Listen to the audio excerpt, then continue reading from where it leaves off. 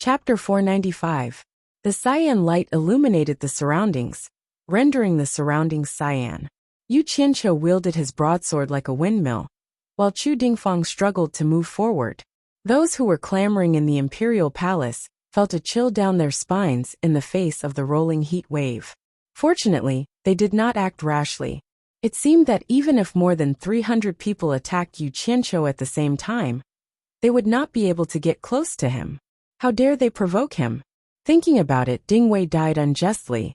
He fought with an opponent he could not defeat, but he died without leaving a corpse. When Rui looked at the brilliant cyan flame and said to Nongzhu, "Sir, I heard that Yu Qianqiu has a famous incantation in the cultivation world of Huaxia called Star Flame Incantation. Is it this incantation?" Nongzhu chuckled and replied, Probably. Farong and Wenbai, who were standing aside, stared at her intently. The surrounding spectators remained silent. Two old men in the crowd frowned deeply. One of them was dressed in black, and the other in purple. After exchanging glances, the black-robed old man transmitted his voice. "Brother Yu, did you notice? Chu Dingfang seems to be a little off." "Yes, he seems to be in a trance." The purple-robed elder nodded and replied, "He seems to be bewitched by something. Let me have a try."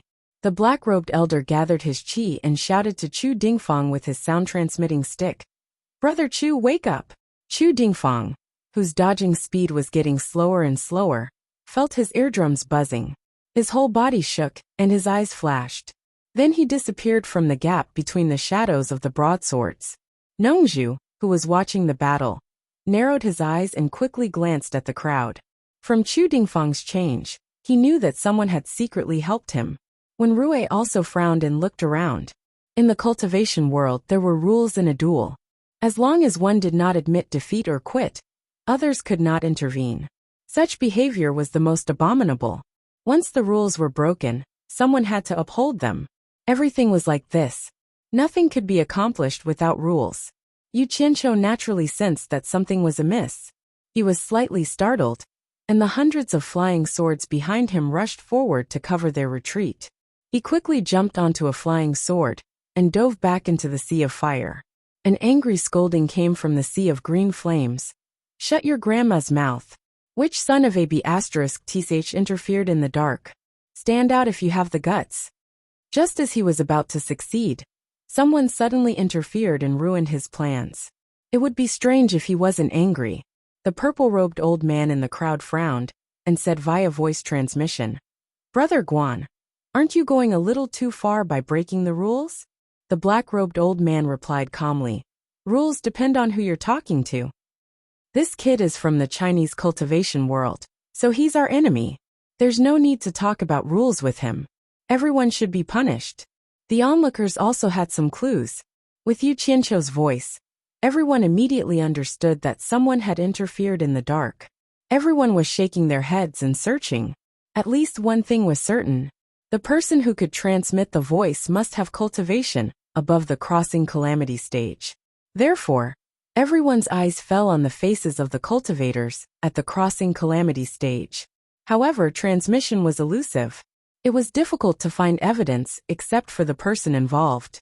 If the person involved didn't admit it, others couldn't do anything even if they guessed who it was. After all, there was no solid evidence. Nongzhu and Wenrui looked around. They looked at each other and shook their heads. There was nothing they could do. Suddenly, the two of them raised their heads and looked up at the sky. Their reaction attracted everyone's attention. They saw Chu Dingfang standing still in the air. Apparently, he was adjusting his body. Maybe his body was affected by something just now. After a long time he slowly descended. A cold light flashed out of his storage bag. It flew around him for a few rounds and landed in his hand. It was a weapon that looked like a sword or a saber. It seemed like they were going to make a big move. The unusual atmosphere caused Yu Qianqiu to pop his head out of the sea of flames to look. When he discovered Chu Dingfang above him, he was just about to shrink back into the sea of flames when his gaze landed on Chu Dingfang's weapon. Ghost blade? In this moment of delay, Chu Dingfang's eyes narrowed, and she immediately discovered him. He dashed toward Meng Qi. He shook the saber in his hand, and a huge shadow dozens of meters long appeared. The huge saber shadow slashed down at the sea of fire. Damn! Yu Qianqiu was slightly shocked. He quickly dove into the sea of fire to avoid it. The saber energy that came slashing down from the air stirred up a powerful gust of wind as it charged forward. With a loud boom, the sea of green flames that covered an area of several hundred square meters was struck to the bottom with one slash. Earth and rocks flew everywhere. The sea of fire that had been split into two was pushed to the sides by the strong wind. Why is the sky clear? Yu Qianqiu, who was hiding in the sea of fire, immediately revealed himself.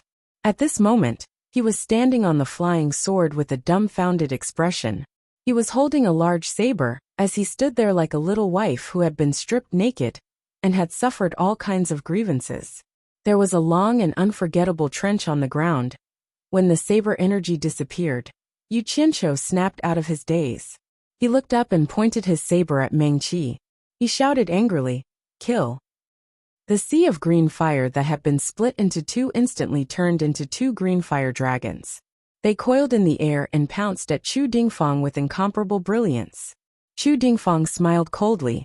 He quickly rose 100 meters into the air. He shook the saber in his hand, and a huge energy shadow appeared again. He moved his wrists quickly. In an instant he stirred up a strong wind. The two fire dragons that were pouncing at him immediately lost their momentum. They spun rapidly in the strong wind and merged into a pillar of fire in the blink of an eye. Yu Qianqiu immediately sensed that blue fire was no longer under his control, so he gave up on resisting the powerful wind. His cultivation base was no match for blue fires. Forcibly resisting it would only result in him getting injured. Watch how I extinguish this pile of demonic fire of yours. Chu Dingfang laughed coldly in the air. Then he flew straight up into the sky. The huge saber energy in his hand moved continuously and formed a strong suction force. He pulled the pillar of fire into the sky. Based on his actions, it seemed like he wanted to draw the green fire into the sky and then disperse it in the air. He did not want to give Yu Qianqiu a chance to retract it. A toad yawning. How arrogant! Yu Qianqiu spat. Although he could not fight his opponent head-on with his cultivation base, his opponent's cultivation base was not strong enough to seal everything. His ability to summon the fire element was not to be trifled with. Even if he could not control it, he could still retract it. He swung his saber diagonally and steadied himself on the flying sword. He raised his palm and shouted, "Come back!" A line of fire flowed out from the bottom of the rising fire dragon. The terminal was connected to Yu Qianqiu's palm. The moment the green fire touched his palm, it retracted even faster. Chu Dingfang was still flying up. In the end, he drew a green line of fire between the sky and the earth. Fortunately, it was not nighttime. Otherwise, even the commoners of Deyang City would be able to see it. Chu Dingfang looked a little strange. It was impossible for him to lose to a nascent soul cultivator with his cultivation base at the end of the tribulation passing stage. The huge saber energy turned into a shadow. Even the people on the ground a few hundred meters below reacted. Their clothes and hair were all sucked up. They had to circulate their energy to suppress it. However, this place was formed by the mountain peak that Yin Baikong had destroyed. The new layer of soil on the surface was soft. Immediately, the yellow soil flew up into the air, along with the withered grass and rotten branches of the surrounding mountains. The place immediately turned into a yellow haze. It covered the sky and the earth, making it impossible to see anything. Although the commotion was not small, it could not stop the green fire from flowing out of the eye of the storm. Like an overturned hourglass, it poured down in torrents. Yu Qianqiu extinguished the last wisp of azure flame. He couldn't see where the person above it was. He flung his sleeve, and a steady stream of azure light flashed out. Thousands of flying swords danced in the air. With the point of his finger, the thousands of flying swords exploded and shot into the sky. He rode his sword to the side and flew into the sky from the dusky haze. Chu Dingfang made her last effort, but her words still became a joke. She couldn't help but be angry out of shame. He put away his saber and looked down. It was a yellow haze. He could not see what was below him from the sky. He reckoned that the people below him could not see what was above him. Just as he was about to rush down, he heard an urgent whistling sound. Green lights flashed everywhere in the yellow haze. A group of flying swords randomly shot towards him without a target. The saber energy in his hand rose again. With a few casual swings, he knocked away dozens of flying swords that were shooting towards him. However, it was this collision that immediately disturbed the other flying swords. The thousands of flying swords seemed to have gone berserk. They all turned and shot towards him in a frenzy. Chu Dingfang snorted coldly and disdainfully. His target was Yu Qianqiu. He teleported and disappeared. When he reappeared, he was already on the ground. He looked around, but did not see Yu Qianqiu. Seeing that many people were looking up at the sky, he immediately understood that the fellow had gone up. With a swoosh, he shot up into the sky again. When he was in the sky, he realized that he had created a big problem for himself. It was difficult to see people clearly in the yellow haze. He had to be on guard against that fellow's sneak attacks.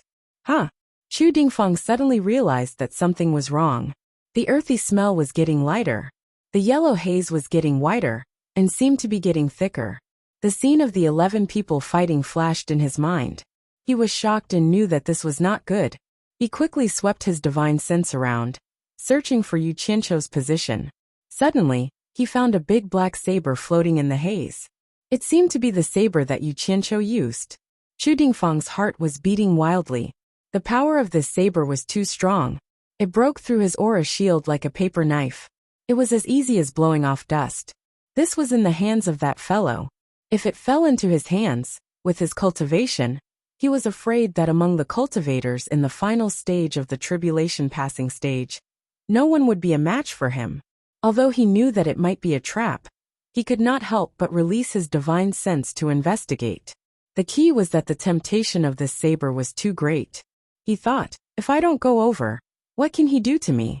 His divine sense touched the body of the saber. Before it went deep, he felt a strange and majestic aura. It contained an unknown and mysterious power. Just by touching it with his divine sense, he felt a lingering fear in his heart. Chapter 496.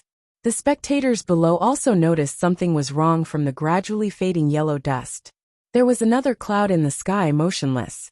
The cloud was exactly the same as the previous battle, and it immediately gave everyone a strange feeling. Could Chu Dingfang be inside? The crowd could not help but look at each other. Especially the black-robed elder and the purple-robed elder. They already felt something was wrong. However, the cloud was still peaceful and quiet, without any reaction. Would that guy play the same trick again? Nongzhu pinched her chin and thought. Yu Qianqiu hid in a corner of the cloud, sensing the movement inside. Seeing that Chu Dingfang had fallen into his trap, he sneered. In order to prevent the other party from escaping after discovering something was wrong, he deliberately offered the tempting big black saber, which made the other party salivate. Noticing that Chu Dingfang's divine awareness had touched the big black saber, he slowly stretched out his clenched fist and suddenly opened it. Chu Dingfang's divine awareness sensed the majestic power in the big black saber, hesitating whether to take it or not, but he was afraid of falling into a trap. After all, it was not so easy. After thinking about it, he decided not to rush. After he killed that guy, the saber would still be his. However, just when his divine awareness was about to leave the big black saber and continue to search for Yu Qianqiu, there was a sudden bang. The big black saber exploded in an instant, exploding into a raging black flame, instantly drowning his divine awareness in a black sea of fire. The pain that followed was like being cut by thousands of knives, appearing in every corner of his body in an instant. It was like countless sharp knives were cutting every piece of his skin and drilling into every bone. There seemed to be countless worms wriggling in his head, nibbling away at them. It was like his whole body was suffering in a fire, as if it was going to burn him alive. The pain was suffocating, but he was struggling in the endless sea of bitterness, never able to find the other side, and had to suffer like this. The heart-wrenching pain that he was unable to extricate himself from numbness occupied every single one of his nerves. The pain seeped into his bones and soul. Ah! Chu Dingfang hugged her head with her hands and curled into a ball. Her face was twisted to the extreme. She tore off her beard and hair with her hands and scratched her face with her nails. She didn't seem to know who she was, and was in a state worse than death. F***ckme. Yu Qianqiu was slightly stunned. He did not expect the response to be so extraordinary. This guy's cultivation level was too high. He was afraid that ordinary methods would not work on him. So he purposely blew up the black knife condensed by the black fire, and enlarged the fire to burn his mother's divine sense. He did not expect that it would burn a little too much. He appeared on his sword and charged over. With a wave of his hand, he collected the black flames cleanly. Chu Dingfang could no longer stay in the air. Her body swayed and fell down from the clouds.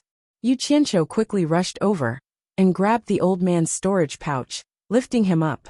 The old man's twisted and struggling appearance was truly unbearable to look at. The old man couldn't even scream, and could only howl. He raised one hand and a green flame appeared. He wanted to give him a quick death. However, after a slight pause, the green flame left a little green glow on her fingertips and cut the rope on the storage bag. Chu Dingfang fell down. I'll use you to test my absorbing star's great skill. Yu Qianqiu swung his palm at the falling person. White smoke rose from Chu Dingfang's body, and he instantly shriveled up like a skeleton. He floated down from the clouds. The people below had been paying attention to the sky above. When the explosion sounded, the clouds above their heads instantly darkened. No one knew what was going on. Nongzhu was the only one who thought of the word black fire. Then came a terrifying scream. The scream was even worse than the wailing of ghosts and the howling of wolves. It was hard to imagine that it came from a human. Judging from the tone, it should be Chu Dingfang's voice. Another person followed in his footsteps, and it was an expert at the final stage of the tribulation passing stage.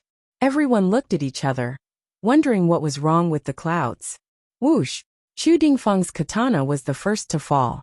It directly stabbed into the ground, proving that the unfortunate person they had guessed was right.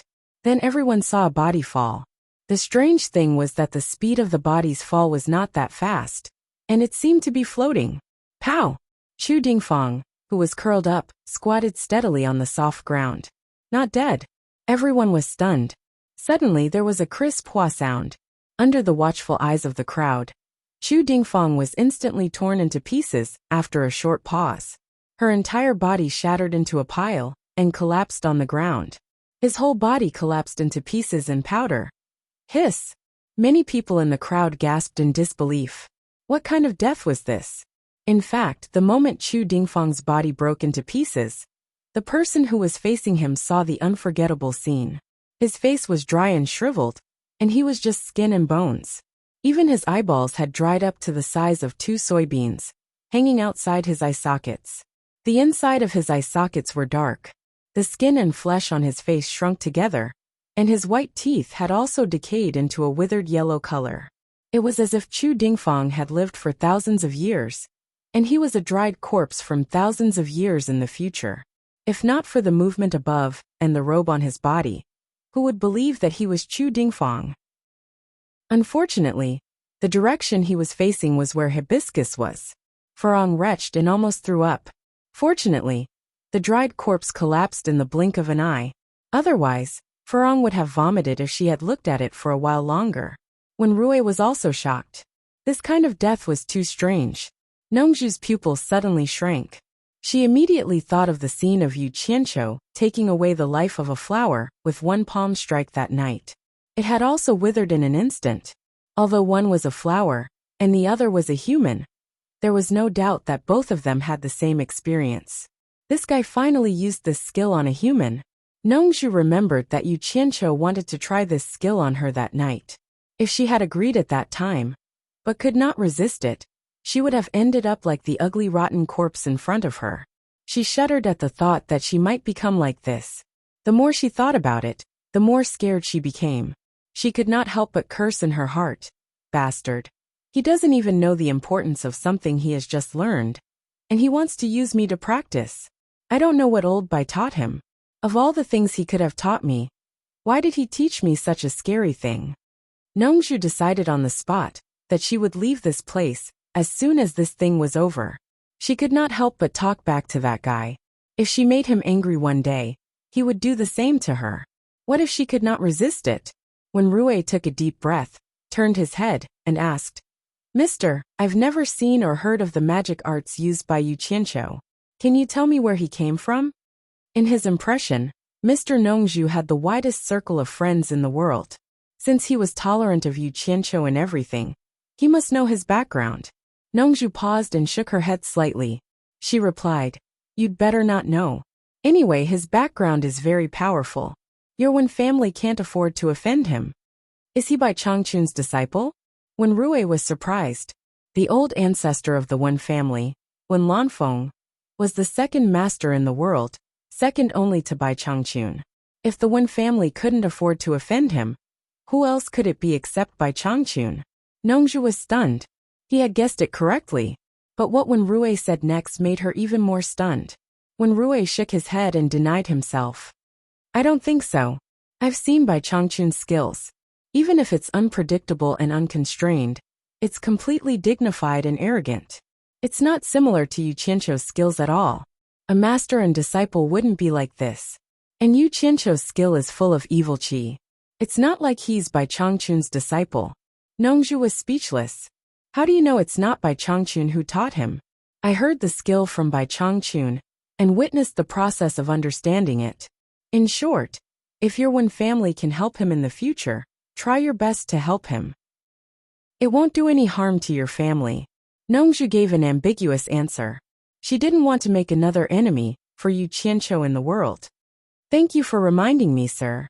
When Rui nodded slightly inside, it's said that all the skills in the world originate from Huaxia. Yu Qianqiu is from Huaxia, and his skills are really magical. It seems that it's a good thing that our Wen family didn't intervene in the fight between the two sides. The vast Huaxia is really full of hidden talents. It's not as simple as it looks. I'm afraid that things won't go so smoothly for the other countries. Nongzhu glanced at him and was speechless. She thought, You're really good at making connections. Howl! A clear roar resounded from the 9 heavens, as if it was announcing its victory. Yu Qianqiu rode his sword and flew straight down. After landing, he glanced at Chu Dingfang's remains, and was quite satisfied with the power of his water conjuration. This was the first time he killed a cultivator in the last phase of the heavens test. It was really memorable. Who else is not convinced? This short sentence revealed an intense self-confidence. Yu Qianqiu coldly surveyed his surroundings, exuding a disdainful aura. He felt that he hadn't been like this for a long time. He had been a gangster for a long time. The feeling of being a gang leader that he had forgotten for a long time had returned. Nongzhu smiled bitterly. You killed Bing Qingzi's disciple, Yin Baikong's disciple, and now you killed Hu Changshuo's disciple. You've offended all of them. Among the top 10 cultivators in the last phase of the spirit-severing realm, you've already offended 3 of them. Good luck. The black-robed elder in the crowd transmitted his voice to the purple-robed elder beside him. Brother Yu, this kid's cultivation is still low, but he has already shown his outstanding talent. He will definitely become a disaster in the future. Let's attack together and take this opportunity to get rid of this kid. The purple-robed elder frowned and replied, Brother Guan, you and I are 2 cultivators in the last phase of the heavens test against a nascent soul cultivator. Won't we be a joke in front of so many people? That's not the way to put it, the black-robed elder said in a deep voice. A kid from Huaxia challenged the cultivators of the other countries. If we let him leave alive, and none of us can stop him, that would be the biggest joke in the world. What's more, he said it himself. It doesn't matter if we all attack together. It's not against the rules if it's just us. Chapter 497. Brother Guan, didn't you notice that this kid's magic art is a bit strange? Do you really think we can kill him? The purple-robed elder voiced out his concern. The black-robed elder laughed and said, Brother Yu, you worry too much. Did you notice that this kid's secret lies in the mist? As long as we don't go into the mist, he can't do anything to us. Or rather, kill him before he can release the cloud and mist. Haha, if we fight together, I don't think that kid will have the chance to release the mist. Brother Yu, after we kill that kid, we can split the things in the storage pouch, including the 2 sabers. What do you think? The purple-robed elder was hesitant at first, but when he heard about the 2 sabers, he frowned and nodded slightly. Maybe we can try. Yu Qianqiu thought that the battle just now was enough to shock this group of people. Seeing that no one answered him, he sneered, and was about to pick up the storage pouch.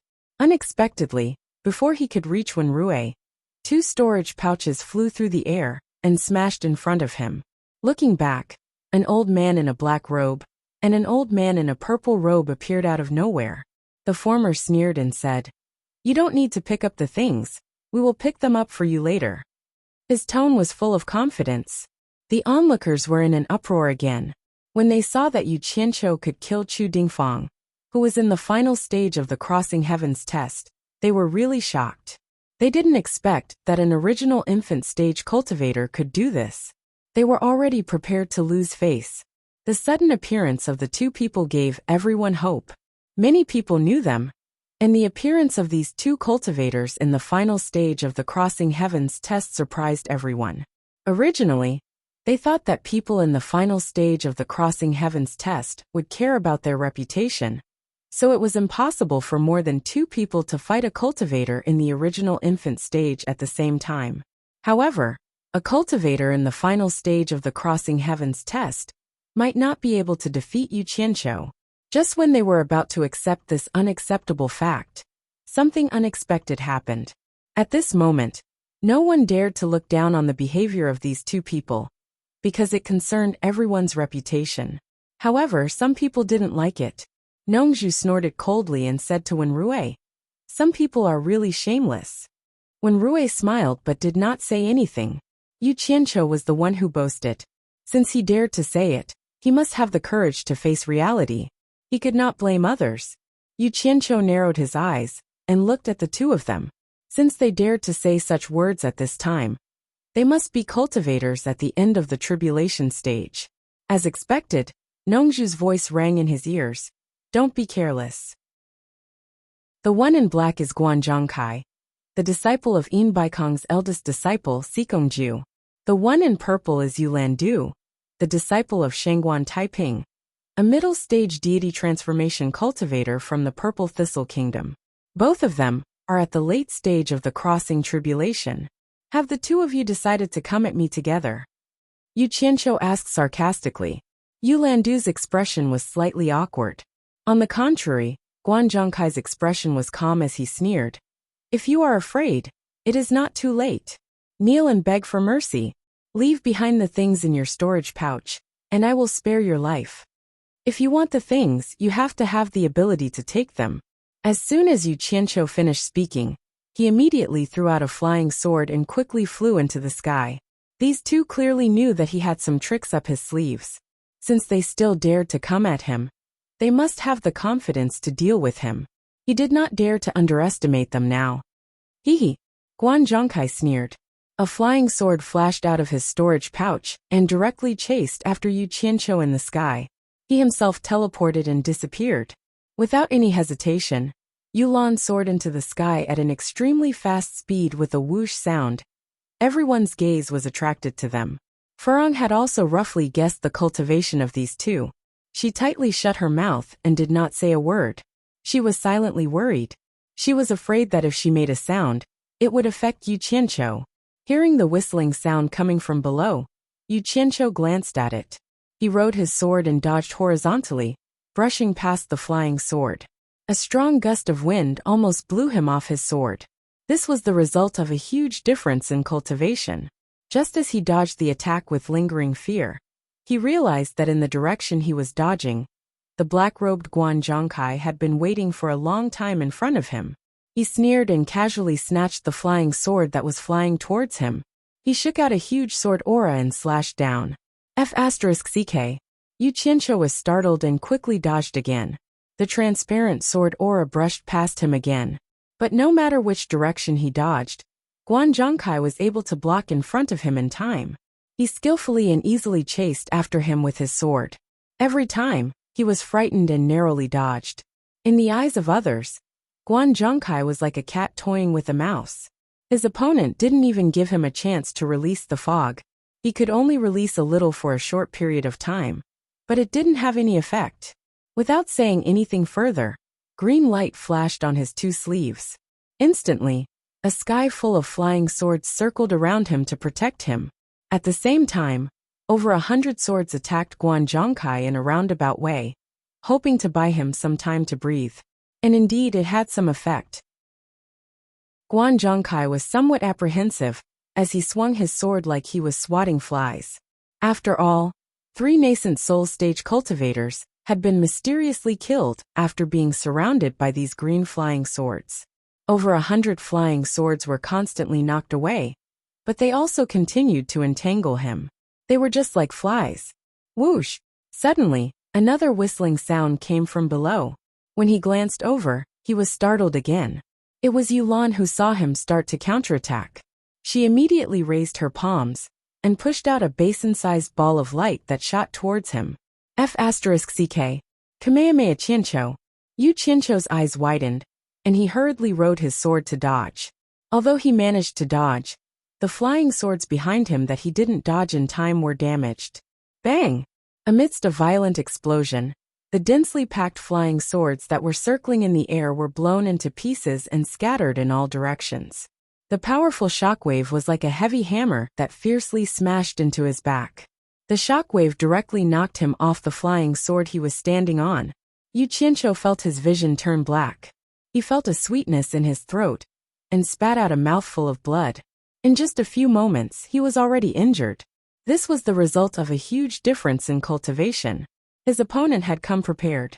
With his nascent soul stage cultivation, he was simply no match for his opponent. He was easily dealt with. Hibiscus, who was below, covered her mouth with her hand, and tears instantly flowed out. Nongzhu's expression was grim, but she still sent a voice transmission to Hibiscus, comforting her. Girl, don't worry. This kid won't die so easily. When Rui's expression was also somewhat grave. If this Yu Qianqiu really did have a powerful background, and if he were to attract an extraordinary person, then this matter would become even more serious. The cultivators from the various countries, who were watching the battle, erupted in cheers. They had finally taught this arrogant fellow a lesson. In a moment of absent-mindedness, the flying swords immediately lost control and fell one after another. Guan Zhongkai got rid of the fly's harassment. His expression darkened, and the sword in his hand floated up.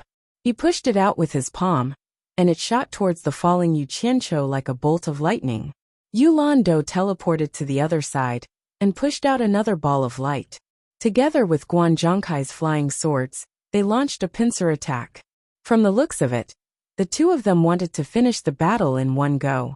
Yu Qianqiu spat out a mouthful of blood. He felt relieved, and his vision became clear again. He quickly glanced at them, and a burst of uncontrollable anger burst out. How dare you hit me? Ah! Yu Qianqiu looked up to the sky and roared. All the green fire elements stored in his body burst out in an instant. Not a single bit was left. Surging green flames spewed out like an explosion. Guan Zhongkai and Yulan Do's pupils shrank rapidly. The flames hadn't arrived yet, but the unparalleled heat had arrived first. The two of them suddenly felt like they had poked a hornet's nest. Without saying a word, they quickly turned around and displayed the fastest flying speed in their lives.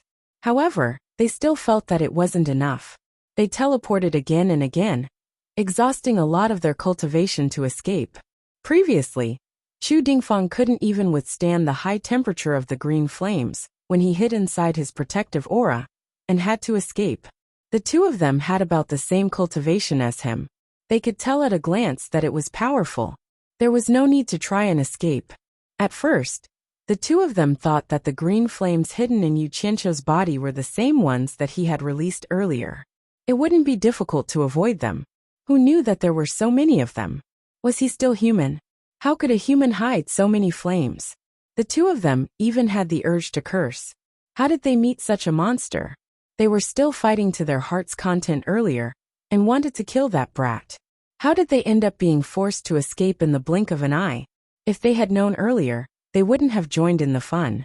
When the ball of light released by Yulan was still 100 meters away from Yu Qianqiu, it was directly roasted by the green flames, and exploded with a loud explosion. However, it only set off a ripple in the sea of flames. It didn't affect Yu Qianqiu at all. Needless to say, The flying swords released by Guan Zhongkai were melted into liquid in the sea of flames. Guan Zhongkai, who had a connection with the flying swords, felt his heart ache.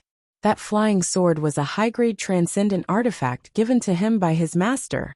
The thousands of green flying swords that were originally scattered flew up into the sky and merged into the sea of flames. The terrifying sea of flames that filled the sky swelled up again. After quickly escaping for several kilometers, Guan Zhongkai and Yulan finally got rid of the pursuit of the green flames. The two of them stood on opposite ends of the sea of flames. They didn't look at each other, but their mood was completely the same. The two of them almost collapsed from exhaustion. With their cultivation, they could only teleport 500 or 600 meters at most. Teleportation consumed too much of their cultivation. It was not a technique that could be used multiple times. They had used teleportation more than 10 times. How could they bear it? It was really too tiring. When the two of them turned around to look, their intestines almost turned green with regret. They could have escaped to the sky or to the ground, but this fire chased them horizontally.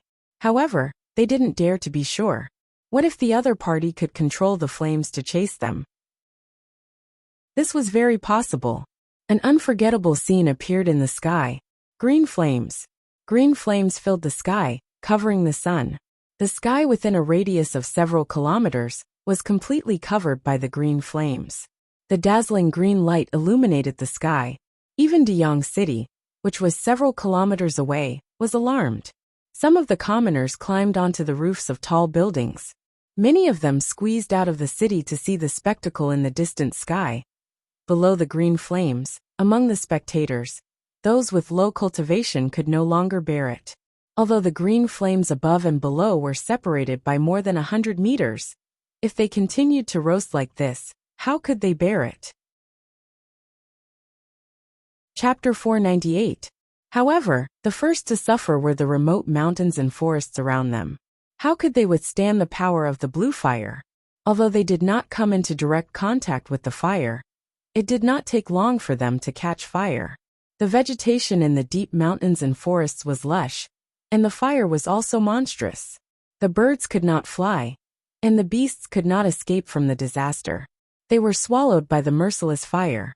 The blue fire in the sky was dazzling, and the red fire on the ground was emitting thick black smoke. The blue fire in the sky was dazzling, and the red fire on the ground was emitting thick black smoke. The place where the battle was being watched became a cage in the sea of fire.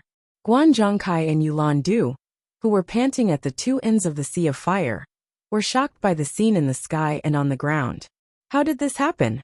The two did not know that the place where the battle was being watched was even more chaotic. There were more than 3,000 people. People were going to die.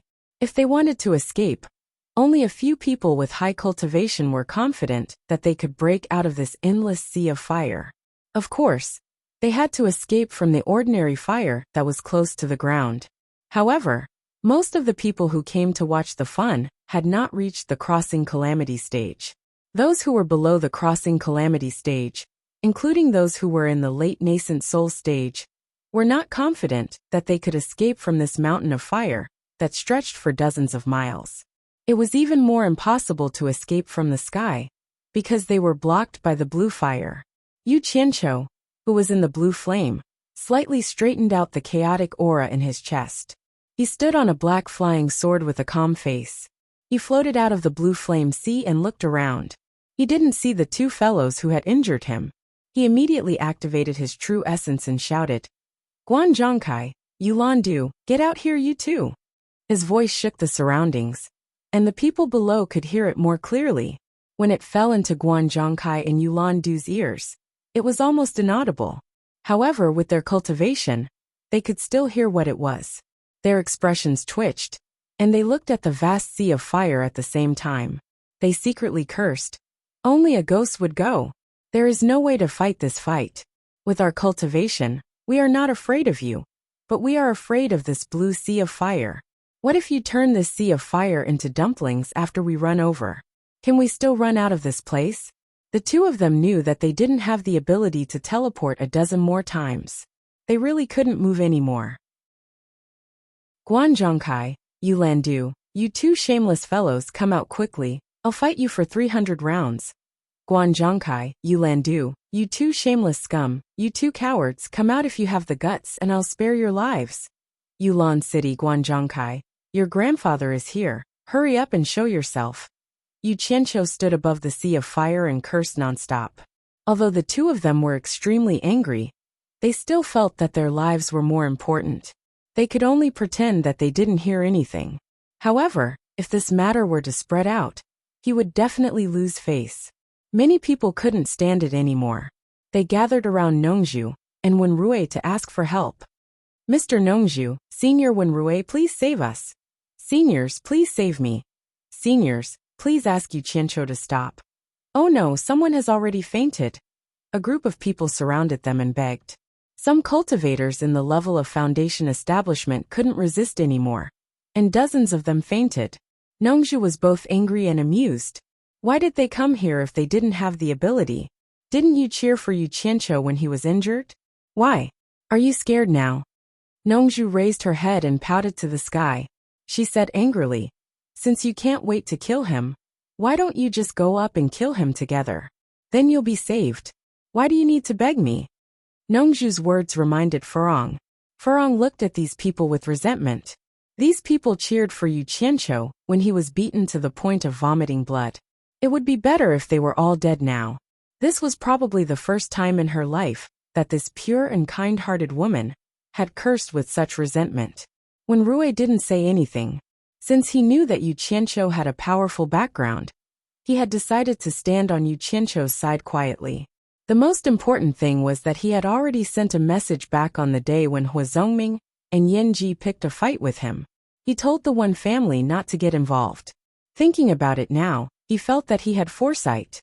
At present, except for Wen Bai and himself, there were no other members of the Wen family here. It was not a problem for him to protect Wen Bai. As for the others, he didn't want to offend Yu Qianqiu, who had a powerful background for them. Therefore, he didn't say anything and let Nongzhu speak. Mr. Nongzhu, I'm a cultivator from the Biqiu country. I heard that you have a good relationship with my ancestor. Please save my life for the sake of my ancestor. After this person spoke, the following words were immediately terrible. Mr. Nongzhu, I'm a cultivator from the Jadeite country. My ancestor also has a good relationship with you. All of a sudden, it was a mess. Nongzhu was stunned. She thought that it was a good thing to have many friends, but it turned out that it was complemented by troubles. This group of people had brought up their ancestors. They could ignore them, but they couldn't ignore their ancestors' faces. Guanzhongkai, Yulandu, did the two of you grow up as eunuchs? Yu Qianqiu was still cursing from above. Nongzhu listened to the curses, which were getting more and more colorful. She pointed to the sky and said helplessly, the duel is not over yet. According to the rules, others can't interfere. As soon as she finished speaking, someone immediately begged, Mr. Nongzhu, please ask Yu Qianqiu to let us go. We don't want to watch the duel anymore. Let's go. Yes, we beg you. A person took the lead to kneel down. Immediately, a lot of people knelt down. Nongzhu coughed and waved her hand, saying, get up. I'll try, but I don't know if it will work. You've seen what happened before. He didn't respect me at all. Maybe it's useless even if I ask. A group of people urged her to hurry up. They really couldn't stand it anymore. Nongzhu cleared her throat and shouted to the sky, Yu Qianqiu, have you cursed enough? If you don't hurry up, the people below will be roasted by your fire. Let them go first and let the innocent people go. Yu Qianqiu, who was in the sea of fire, was furious. Hearing this, he immediately cursed, innocent my ass. They all want me to die early. If you want me to let them go, I'll let them go unless my head grows on my butt. Hey, damn, you reminded me of something. The people below all looked pale when they heard the first part of the sentence. When they heard the second part of the sentence, the light of hope appeared in their eyes. However, when they heard the second part of the sentence, they were all dumbfounded and regretted begging Nongzhu. They heard Yu Qianqiu shout loudly, Guanzhongkai, you Landu, quickly get out here for lousy, otherwise the 3,000 people down there will all die because of you. While saying this, He controlled the blue flames at the edge of the sea of fire to fall to the ground. All of a sudden, the area within a radius of more than 10 miles was completely sealed, as if a blue hat was put on it. Yulan, who was at the edge of the sea of fire, was a little dumbfounded. Did this guy really dare to burn 3,000 cultivators to death? On the other side, Guan Zhongkai directly denied that Yu Qianqiu dared to do so. He began to shout, "Yu Qianqiu, are you tired of cursing? You'd better obediently put away the fire, and we'll pretend that nothing happened between us. If you want to use the lives of 3,000 cultivators to threaten me, then you're too naive. What does their life and death have to do with me? Big coward Guan, don't worry. When I'm tired of cursing, someone will naturally curse for me. I guarantee that your 18 generations of ancestors will never be able to reincarnate." After shouting, Yu Qianqiu shouted, he shouted to the people below. "Everyone down there, did you hear that? It's not that I don't want to let you go, but Guan Zhongkai thinks that your life and death have nothing to do with him. He's clearly hinting me to burn you to death. Fine, I'll let him get what he wants. No. Mr. Yu, please spare us. Mr. Yu, please have mercy." The panicked shouts from below became a mess. Yu Qianqiu sneered and said, "Let me tell you, because of Guan Zhongkai's words, I've already sealed the area within a radius of more than 10 miles with my blue fire. Flies can't fly out, and ants can't crawl out of holes. Even those at the end of the passing tribulation will have to obediently wait for death. If you want to get out, curse Guan Zhongkai and Yulan out. Then I'll let you go. Otherwise, all of you will die." Hearing this, the dozens of passing tribulation stage cultivators who wanted to see the result were instantly dumbfounded. They quickly raised their aura shields and flew through the sea of fire on the ground. It didn't take them long to cover the distance of more than 10 miles. When they reached the end, they found that it was just as Yu Qianqiu had said. The blue fire had sealed the area from top to bottom, and it seemed to be gradually shrinking. Looking at the deep blue wall of fire, it was probably not an ordinary thick wall. It was probably impossible to break out. They didn't dare to take the risk, so they turned around and flew back. Because going back and forth was equivalent to doubling the distance, they felt that they couldn't bear the roasting. When the crowd saw them flying back, they didn't need to ask to know the result was just as Yu Qianqiu had said. One of the returning cultivators at the end of the passing tribulation stage stomped his feet and said, "Guan Zhongkai, why don't you just shut up if you don't want to talk? That voice of yours is going to kill us." Then he smiled bitterly and shook his head at the crowd, saying, "The fire barrier is slowly shrinking. Once it closes in, we will definitely die." They immediately panicked and begged Yu Qianqiu to show mercy. "What do you think?" Yu Qianqiu sneered and said, "I have always been a merciful person. The people who harmed you are actually Guan Zhongkai and Yu Landu. Scold them hard, at least 100 times harder than when you scolded me. Scold those two cowards until they come out and fight me to the death. If I die, you will naturally be saved. If they die, I promise I will let you go. Damn it, why are you still hesitating? Be careful, or I will roast you like suckling pigs." Unexpectedly, the one who scolded first was the cultivator at the end of the passing tribulation stage, who had just left and came back stamping his feet. He roared, "Guan Zhongkai, I am third brother Xian. If you want to fight, then fight. If you don't want to fight, then come out and admit defeat. Don't King harm us. If you don't come out, when I have the chance to go out, I will twist your head off and use it as a urinal. Come out now." Chapter 499. These words were quite shocking. Plus, his cultivation level was quite high, so his voice was naturally loud. Who was third brother Xian? Yu Qianqiu was stunned.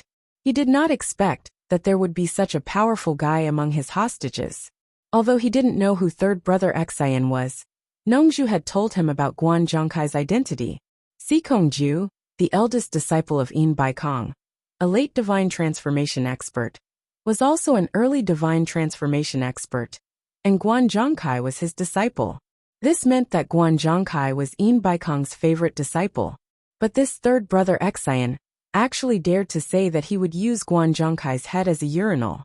Obviously, he was not afraid of Guan Zhongkai. Maybe he was even more powerful than Guan Zhongkai. Guan Zhongkai, who was at the end of the sea of fire, was startled. He wiped the sweat off his forehead and said to himself, "Third brother Xin? Why is he here? I didn't see him at the start."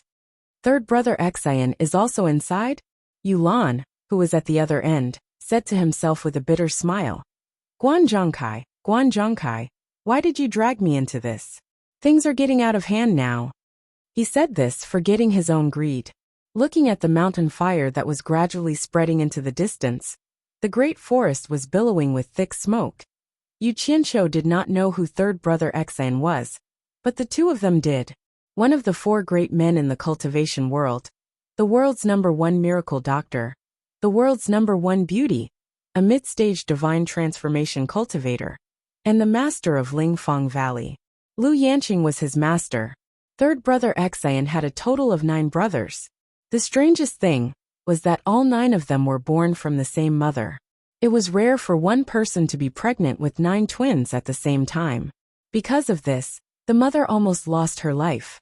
Fortunately, she met Lu Yanqing, the world's #1 miracle doctor, and her life was saved. When the 9 brothers were born, their bodies were weak and their lives were hanging by a thread. It was Lu Yanqing who saved their lives. After that, Lu Yanqing found out that all 9 brothers were talented in cultivation. It was really a rare thing. So she took all 9 brothers as her disciples. After the 9 of them were born, although they were arranged according to the order of birth, their cultivation aptitude did not follow this order. The youngest of the 3, 9th elder Xin, was extremely talented and had already reached the early stage of soul formation. Looking at his cultivation speed, he actually had the potential to catch up to his master. The other 8 had also reached the end of the tribulation transcendence stage. Of course, this was not unrelated to the elixir that Lu Yanqing had refined. The 9 brothers always fought together. When one was bullied, the other 8 would take revenge together. Anyone who had anything to do with them would have a headache because of them. He was not afraid of these 9 people, but of their master Lu Yanqing. As one of the 4 eccentrics, none of them were to be trifled with. Bai Changchun, who was ranked first, had an earth-shattering cultivation. No one dared to provoke him. Wen Lanfeng, who was ranked second, also had a frighteningly high cultivation. Except for Bai Changchun, no one was a match for him. Ancestor Nan Ming, who was ranked third, and Lu Yanqing, who was ranked fourth. Although their cultivation was not very high, there were few in the world who dared to not give them face. People who begged them were like ducks. If they really wanted to offend these 2, they did not need to do it themselves. They just needed to casually release the news. Most importantly, Lu Yanqing had a famous protector. It was one of the 4 eccentrics, Wen Lanfeng, who was ranked second in the world in cultivation, who dared to bully Lu Yanqing. Wen Lanfeng did not even need to speak for her to vent his anger. How many people in the world dared to provoke Lu Yanqing? At the same time, what was the difference between provoking the 9 Xin brothers and provoking Lu Yanqing? Therefore, when he heard third elder Xion's scolding, Guan Zhongkai's forehead was full of sweat. Not to mention him, even his grandmaster Yin Baikong had to be cautious. But no matter how afraid he was, it was not as important as his own life. If he rushed into this blue sea of fire, he could not guarantee that he would be able to come out. He immediately shouted, "Brother Xion, I have no enmity with you. You can't blame me. This has nothing to do with me. The fire was set by that guy. You should ask him to let you out." As soon as he said this, he heard third elder Xion shout, "Bullsh**T. If it's not your business, then whose business is it?" 2 late-stage tribulation transcendents shamelessly jumped out to fight a nascent soul stage. Halfway through the fight they stopped. If you don't want to fight, then just admit defeat. People scolded you for a long time, and you did not come out. Do you have any shame? Let me tell you, you can either come over and continue fighting or admit defeat. You dare to run? If you kill me, I guarantee that even if you hide in the cornucopia, I will drag you out. No one can protect you. Guan Zhongkai was depressed. He did not know what to say. Regardless of whether third brother Xion scolded him or not, there was one thing that he was right about. If he really ran away and caused the death of this fellow, even if he hid in the World Commerce's headquarters cornucopia, the people of Spirit Fong Valley would still be able to find him. He was very clear about Grandmaster Yin Baikong's character. He bullied the weak and feared the strong.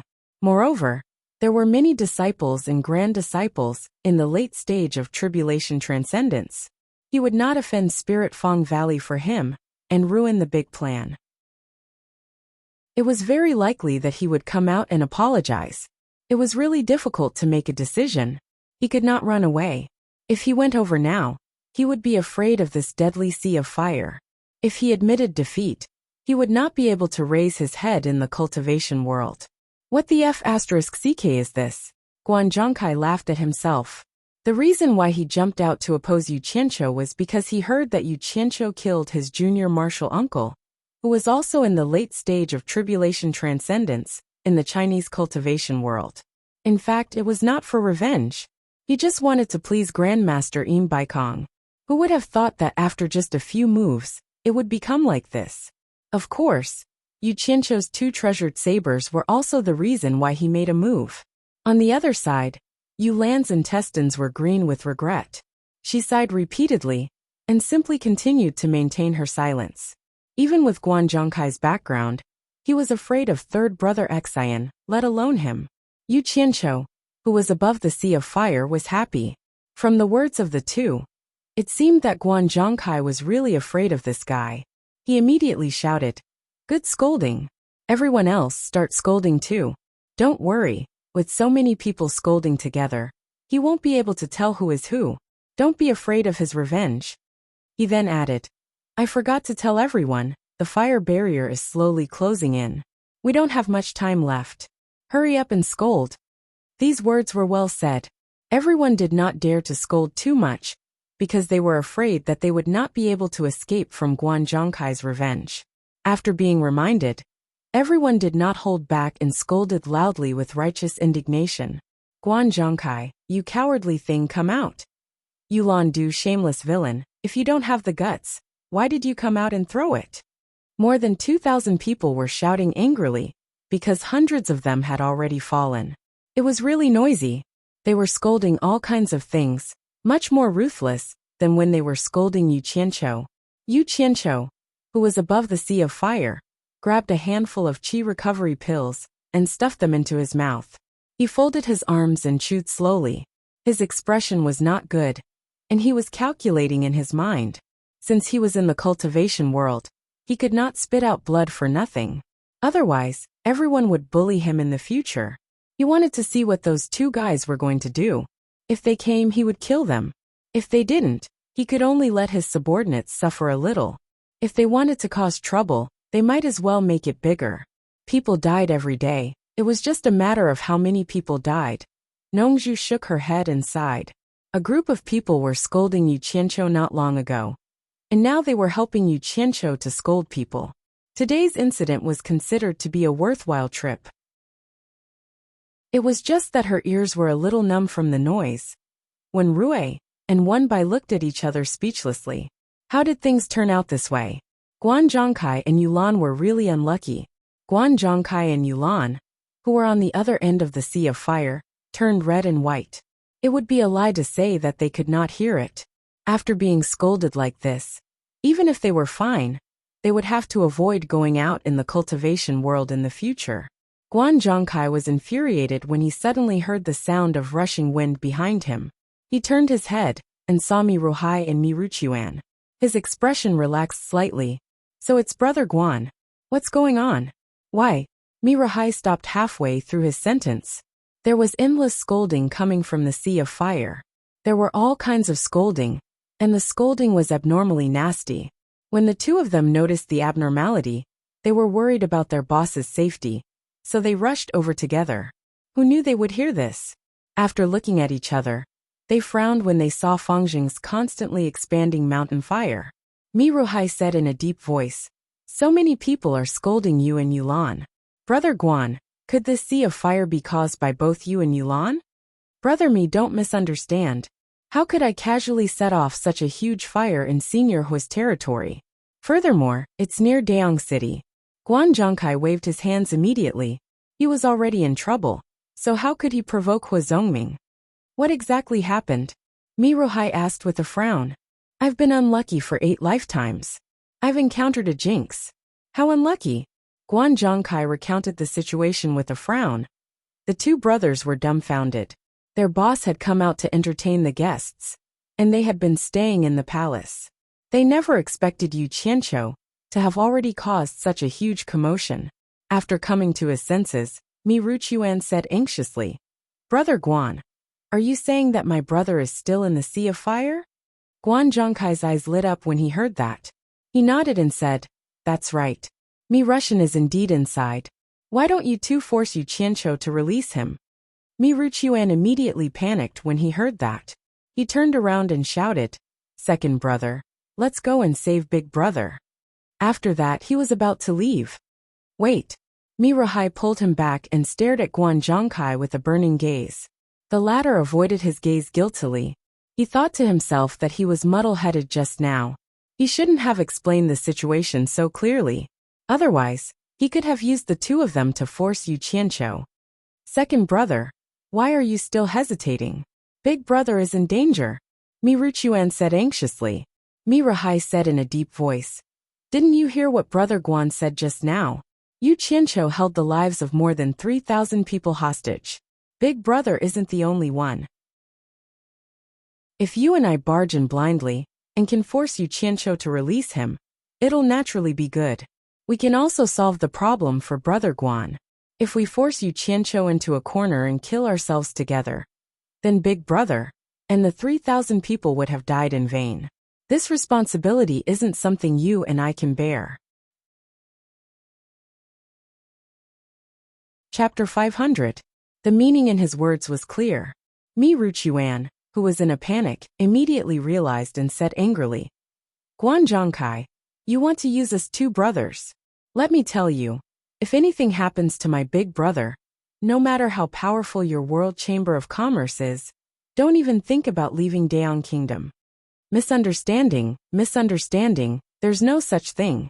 Guan Zhongkai smiled apologetically. His mouth was even more bitter than eating yellow lotus. The shock in Mi Ruhai's eyes did not fade away as he watched the sea of green flames that was slowly shrinking. Although the cultivators were used to seeing strange things, the scene was indeed spectacular. Mi Ruhai turned around and stared at Guan Zhongkai with his eagle-like eyes. He said in a deep voice, Brother Guan, there are several thousand people cursing and swearing nonstop. You can't hide here. You have to solve it. Look at the cursing. If you don't come out, then there's no other way.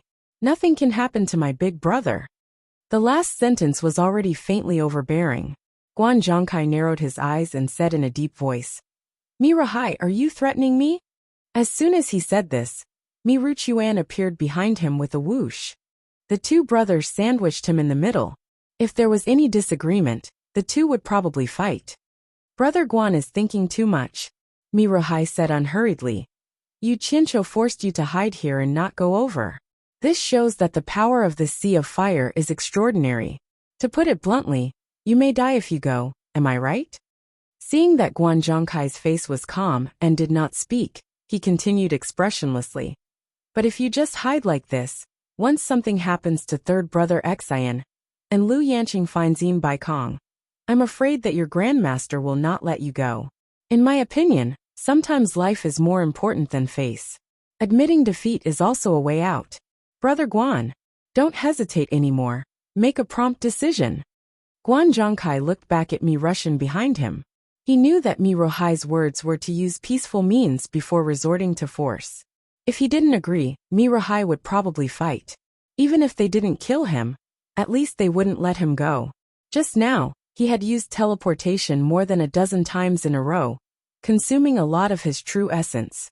In addition, his flying sword artifact was also destroyed. He estimated that his chances of escaping from the hands of these 2 people were not high. After pondering for a while, Guan Zhongkai said in a deep voice, Thank you for your advice, Brother Mi. I will definitely remember this kindness and repay it in the future. The meaning in his words was worth pondering. Mi Ruhai smiled faintly, stepped aside, and made a gesture of invitation towards the Sea of Fire. Guan Zhongkai's chest heaved. He was forced into a corner. Gritting his teeth, he roared, "Yu Qianqiu, for the sake of the 3,000 fellow Taoists in the cultivation world, I admit defeat. Put away the fire and let them go." The voices under the sea of fire stopped. Although everyone was cursing until their mouths were dry, their faces were filled with surprise. They were just waiting for Yu Qianqiu to release them. Yu Qianqiu, who was standing on his sword above the sea of fire, was stunned when he heard Guan Zhongkai's words. He didn't expect Guan Zhongkai to admit defeat. How could he do that? He hadn't even taken revenge for being injured. Yu Lan, who was on the other side of the sea of fire, also found it hard to believe, but Guan Zhongkai's voice confirmed it. He heaved a sigh of relief. Since Guan Zhongkai had admitted defeat, what else could he say? If word got out, Guan Zhongkai would be even more humiliated than him. He immediately shouted, "For the sake of the 3,000 fellow Taoists in the cultivation world, I, Yu Lan, also admit defeat." Yu Qianqiu sneered. "You want to let things go like this after beating me up?" He roared. "Don't drag out the 3,000 fellow Taoists in the cultivation world to gain face. You know what you are. Also, I don't know what admitting defeat means." As soon as he said that, the people below were in chaos. They all thought that Yu Qianqiu was going to go back on his words. Third Xian, who was in the crowd, glared and roared, "Guan Zhongkai, Yu Lan, will you die if you speak clearly?" Yu Lan was a little better. After all, she was just following along. However, Guan Zhongkai was so angry that he gritted his teeth and roared, "Third Xian, I've already said it. It's that brat who didn't follow the rules. Third Xian, don't go too far. Do you really think that the World Commerce Association is afraid of your Lingfang Valley?" Third Xian immediately shouted back, "Stop bullsh asterisk ting. If you admit defeat, admit it openly.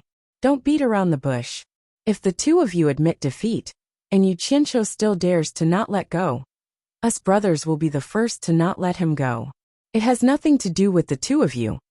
Guan Zhongkai had always thought of himself as smart. He didn't expect that the people he met today were all playing tough with him. They didn't give him any leeway at all. He was so angry that his body trembled. Miruhai smiled faintly and said, "Brother Mi, Third Xian is right. We've already said it like this. Why do you still care about the shivering? There's nothing wrong with making things clear." "Miruhai!" Guan Zhongkai glared at him.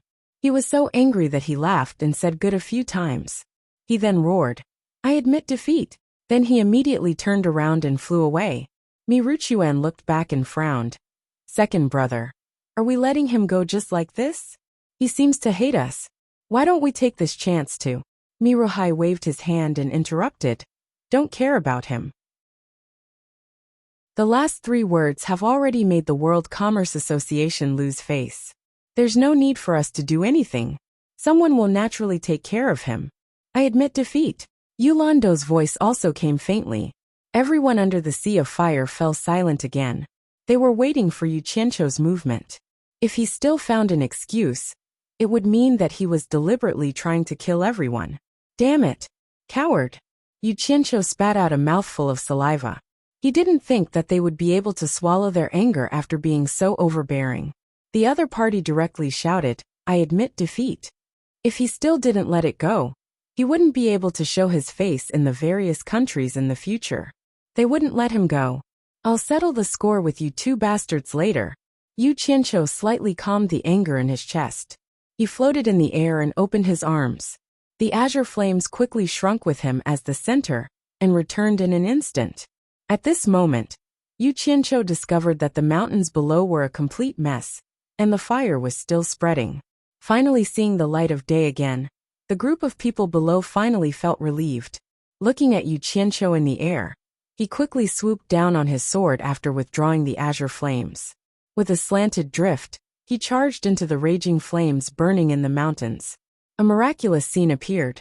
Wherever Yu Qianqiu went, the flames would reach out and wrap around him. In the blink of an eye, the flames would be sucked into his body. Not even a spark could be seen. Within a radius of several kilometers, Yu Qianqiu's figure could be seen flying on his sword. At this moment, everyone finally understood what Yu Qianqiu was doing. So he was extinguishing the fire. Everyone muttered, "This guy was like a madman just now." using so many people's lives as a threat, but now he was doing such a thing. It seemed like he was just threatening Guan Zhongkai and Yulan Do, and wouldn't really do anything. Everyone was just shocked. This was just their wishful thinking, but they didn't know that Yu Qianqiu was not so kind. He had already made up his mind to kill all these people who had insulted him. If it weren't for Guan Zhongkai and Yulan Do's retreat, this group of people would probably be crying and screaming now. In fact, Yu Qianqiu did not know why he did such a strenuous and unrewarding thing. But he did it anyway. It took nearly an hour to completely extinguish all the mountain flames. When he looked back, the surroundings were already scorched black. He returned on his sword. After landing, he glanced at everyone coldly. The group of people subconsciously stepped back. All of them were a little afraid of him. They had seen this guy kill more than a dozen people in a row, even those in the final stage of the Heavens test. Especially the scene where he fought with Chu Dingfang. It would be strange if they were not afraid. Now no one would say anything. Thousands of people were very quiet, watching him pick up a few storage bags on the ground. Of course, there were also people who were not afraid of him, and Third Exian was one of them. He approached, first bowed to Nongzhu and Wenrui, and then shouted to Yu Qianqiu, "Boy, you've got guts. How dare you treat the lives of thousands of people as a game?" Yu Qianqiu cast a glance at him. He looked exactly like a strong farmer, and his attire was also similar. His aura was similar to old ancestor Nan Ming. He asked indifferently, "Are you Third Exian?" Third Exian was stunned, and then nodded. "Yes, I am Third Exian. Why, is there a problem?" Without saying anything, Yu Qianqiu took out a storage bag and threw it on the ground, saying, "Let's begin." Third Exian was stunned and asked, "What for?" "Look at you, you don't seem to be convinced. The matter is not over yet. I will accept any challenge." Yu Qianqiu said. Third Exian paused, and then waved his hand with a bitter smile. "Don't think too much. I'm not much stronger than Guan Zhongkai. I can't withstand your monstrous fire." "Then what do you mean?" Yu Qianqiu asked. On the surface he was still cold, but in his heart, he admired this Third Exian. At least he was not so hypocritical. "Nothing else. I just want to have a drink or two with you. I don't know if you will give me face." Third Exian laughed. "Let's talk after I finish." Yu Qianqiu looked around and said in a deep voice, "Who else is not convinced? Come at me. Yu Qianqiu, will accept you at any time." "I think that's it for today. If anyone still wants to fight, fight after leaving Daong Kingdom." Mi Russian said expressionlessly. The three brothers met up and stood together, and their eyes swept across the crowd. On the surface, his words sounded like he did not welcome the crowd to cause trouble in Daong Kingdom. But in fact, he wanted to leave a fig leaf for the other countries. Who on the scene was confident that they could defeat Yu Qianqiu? Could it be that they were really going to be beaten by him to the point where no one else could participate? How embarrassing would that be? "Those who came with me before, if you still want to return to Daong Palace, you might as well follow me back. That way, you can avoid some unnecessary trouble." Mi Russian said this, and the three brothers flew away together. The few hundred people who came out also followed. Yu Qianqiu and the others were no exception. As for the rest of the people, including those who had fainted from the high temperature and were rescued, they also left. In the blink of an eye, the place became empty. The group of people returned to the hall of Daong Palace, and it was much quieter.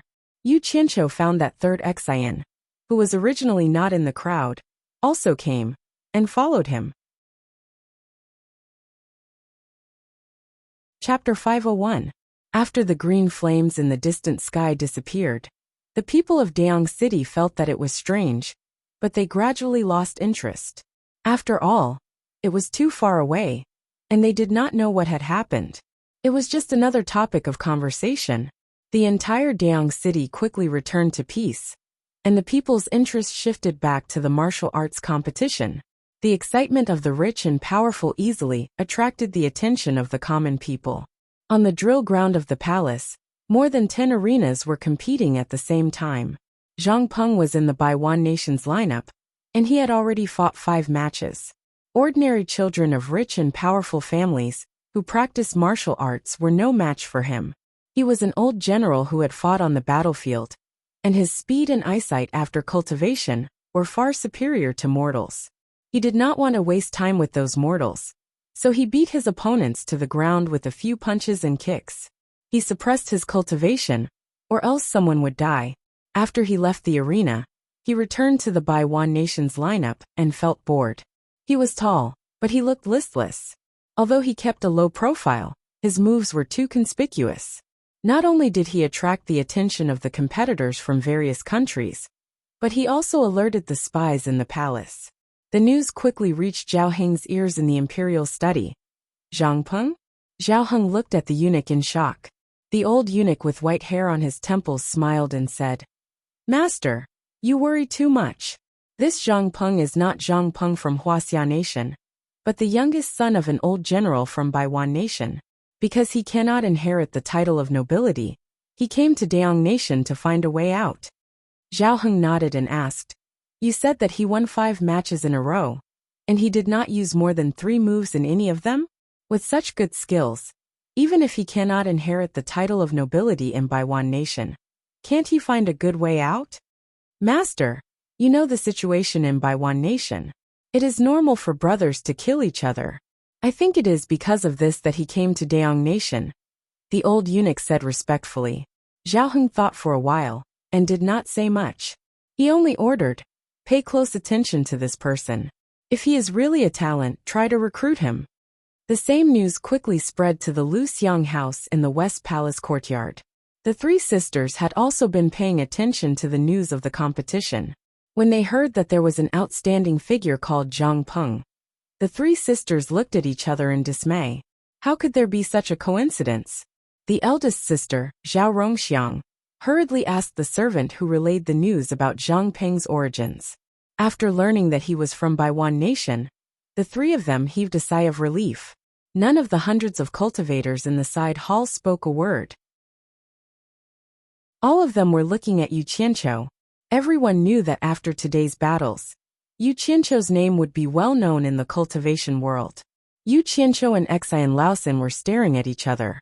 What made Yu Qianqiu depressed was that wherever he went, Yu Qianqiu would follow him. Whenever he sat down, Yu Qianqiu would sit beside him, smiling foolishly. How disgusting. Normally, other cultivators were not allowed to enter the palace, but the 3 Mi brothers obviously turned a blind eye to this guy. No one else had any objections either. It seemed that he really had some background. "Xian Laosan, why do you keep following me?"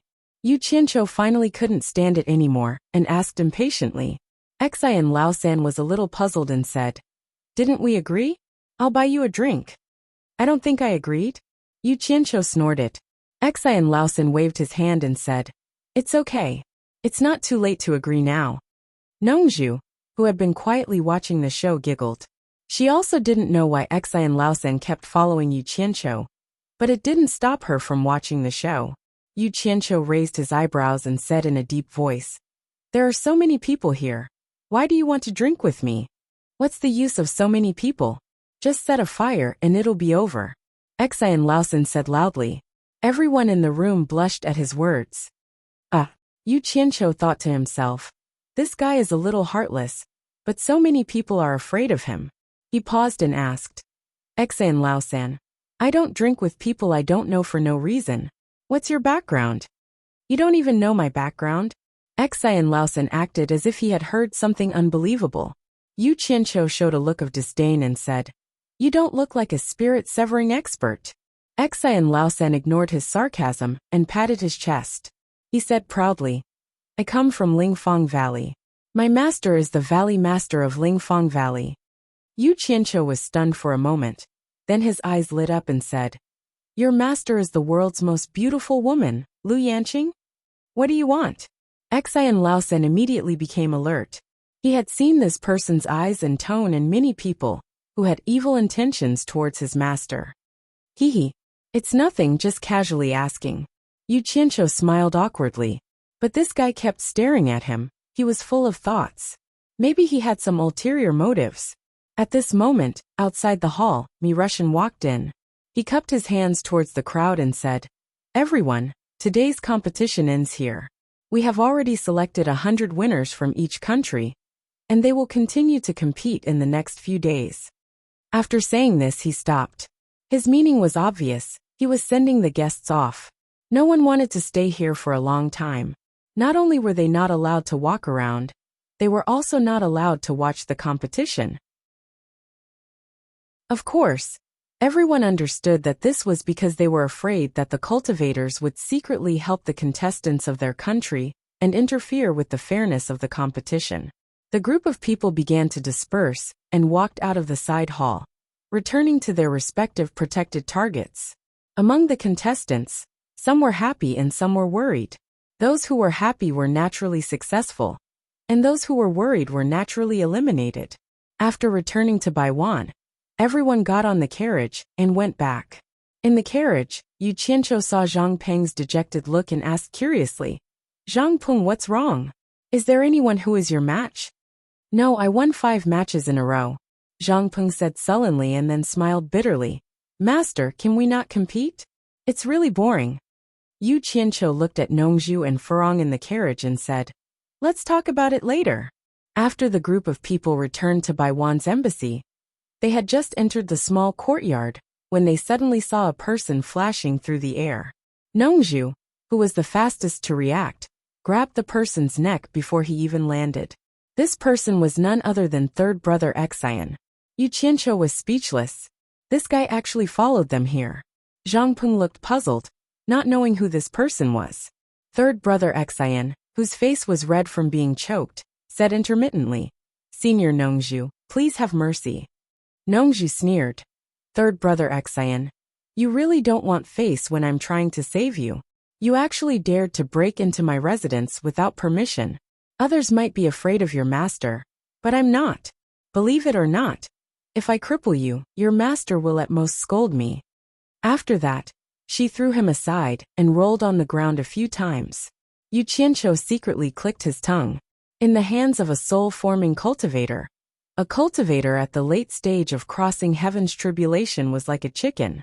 It was very difficult for him to defeat a cultivator at the late stage of crossing heaven's tribulation. This was the gap between them. Third brother Xian gritted his teeth and got up. He bowed and apologized to Nongzhu. It was true that third brother Xian and his brothers could do whatever they wanted in the cultivation world because of their master. But there were indeed people they were afraid of. Needless to say, there was the most powerful master in the world who almost flattened Lingfang Valley. Mr. Nongzhu was also someone they could not afford to offend. If he taught them a lesson, their master would not say anything. Moreover, when Lanfeng would not necessarily look for Nongzhu to settle scores with. "Tell me, what are you doing here?" Nongzhu shouted. Third brother Xian answered obediently, "Senior, I'm here to have a drink with him." He pointed at Yu Qianqiu. "Don't talk nonsense with me." Nongzhu glared at him and shouted, "Get out of here." Third brother Xian trembled in fear. Before he could turn around, he saw Wenrui teleporting. Wenrui glanced at third brother Xian and said to Nongzhu anxiously, "Sir, I have to go back to Baiwan country. I'm afraid I can't accompany you." Nongzhu frowned and said, "What's wrong? You look so anxious. Did something happen in Baiwan country?" The others also looked at him. Wenrui paused and shook his head. "To tell you the truth, our ancestor has come out of seclusion." "Ah!" Nongzhu and third brother Xian, who was secretly eavesdropping, screamed at the same time. Furong and Zhang Peng did not know who they were. Yu Qianqiu asked suspiciously, "Has Senior Wen Lanfeng come out of seclusion?" Wenrui nodded silently. Third brother Xian, on the other hand, had teleported away with a swish sound. He was suspected of informing Wenrui. Nongzhu smiled bitterly. "This is troublesome. Wen Lanfeng, don't be impulsive." Then she pointed at Wenrui and said anxiously, "Wenrui, go back as soon as possible and find a way to stop Wen Lanfeng. Don't let him go to the demon domain now. Old Bai has urgent matters to attend to. If he goes there now, he will be courting death." Furong and Zhang Peng looked at each other and did not know what they were talking about. Yu Qianqiu understood. He knew that when Lanfeng went into seclusion after being defeated by Master, now that he came out, he would probably go to Master to fight again. When Rui nodded and turned around, he turned back and said with a solemn expression, "Sir, I have something to ask you. I hope you can tell me the truth." "Say it." Nongju frowned and did not know what he was hesitating about. When Rui was puzzled, "Our ancestor has been in seclusion for 100 years. When he comes out, his cultivation must have improved greatly. But from what you said, do you still think that our ancestor is no match for Bai Changchun? How can a grain of rice compete with the bright moon?" Nongju sighed and said, "Ordinary experts at the late stage of transforming spirit realm, no matter how high their cultivation is, can make people feel a bottom line. But Bai Changchun always gets stronger when he meets strong opponents. His cultivation is so profound that it is unfathomable. He is a powerful existence that cannot be judged by common sense. Although I don't know how high Wen Lanfeng's cultivation is after coming out of seclusion, I know that if he provokes Bai Changchun again, he will lose his life." Chapter 502. When Rui's face turned pale in an instant, he said, "Is Bai Changchun invincible forever?" "Alas." Nongju patted him on the shoulder and said, "Bai Changchun didn't summon Wen Lanfeng because you saw the battle in the East Sea. But let me tell you, Bai Changchun didn't do his best at all. When you go back, just tell him the scene of the battle, and Wen Lanfeng will retreat. Go quickly. You will regret it if you are late." "Thank you for your advice." When Rui bowed deeply, he understood that there was no successor for the Wen family. His cultivation was not enough to withstand the wind and rain for the Wen family. Once the ancestor died, the whole Wen family would suffer a disaster. After saying his thanks, he quickly disappeared. There was a sound of rapid flying in the air. The yard was quiet for a while. Although Furong and Zhang Peng did not know the reason, they could tell that it must be a tricky matter.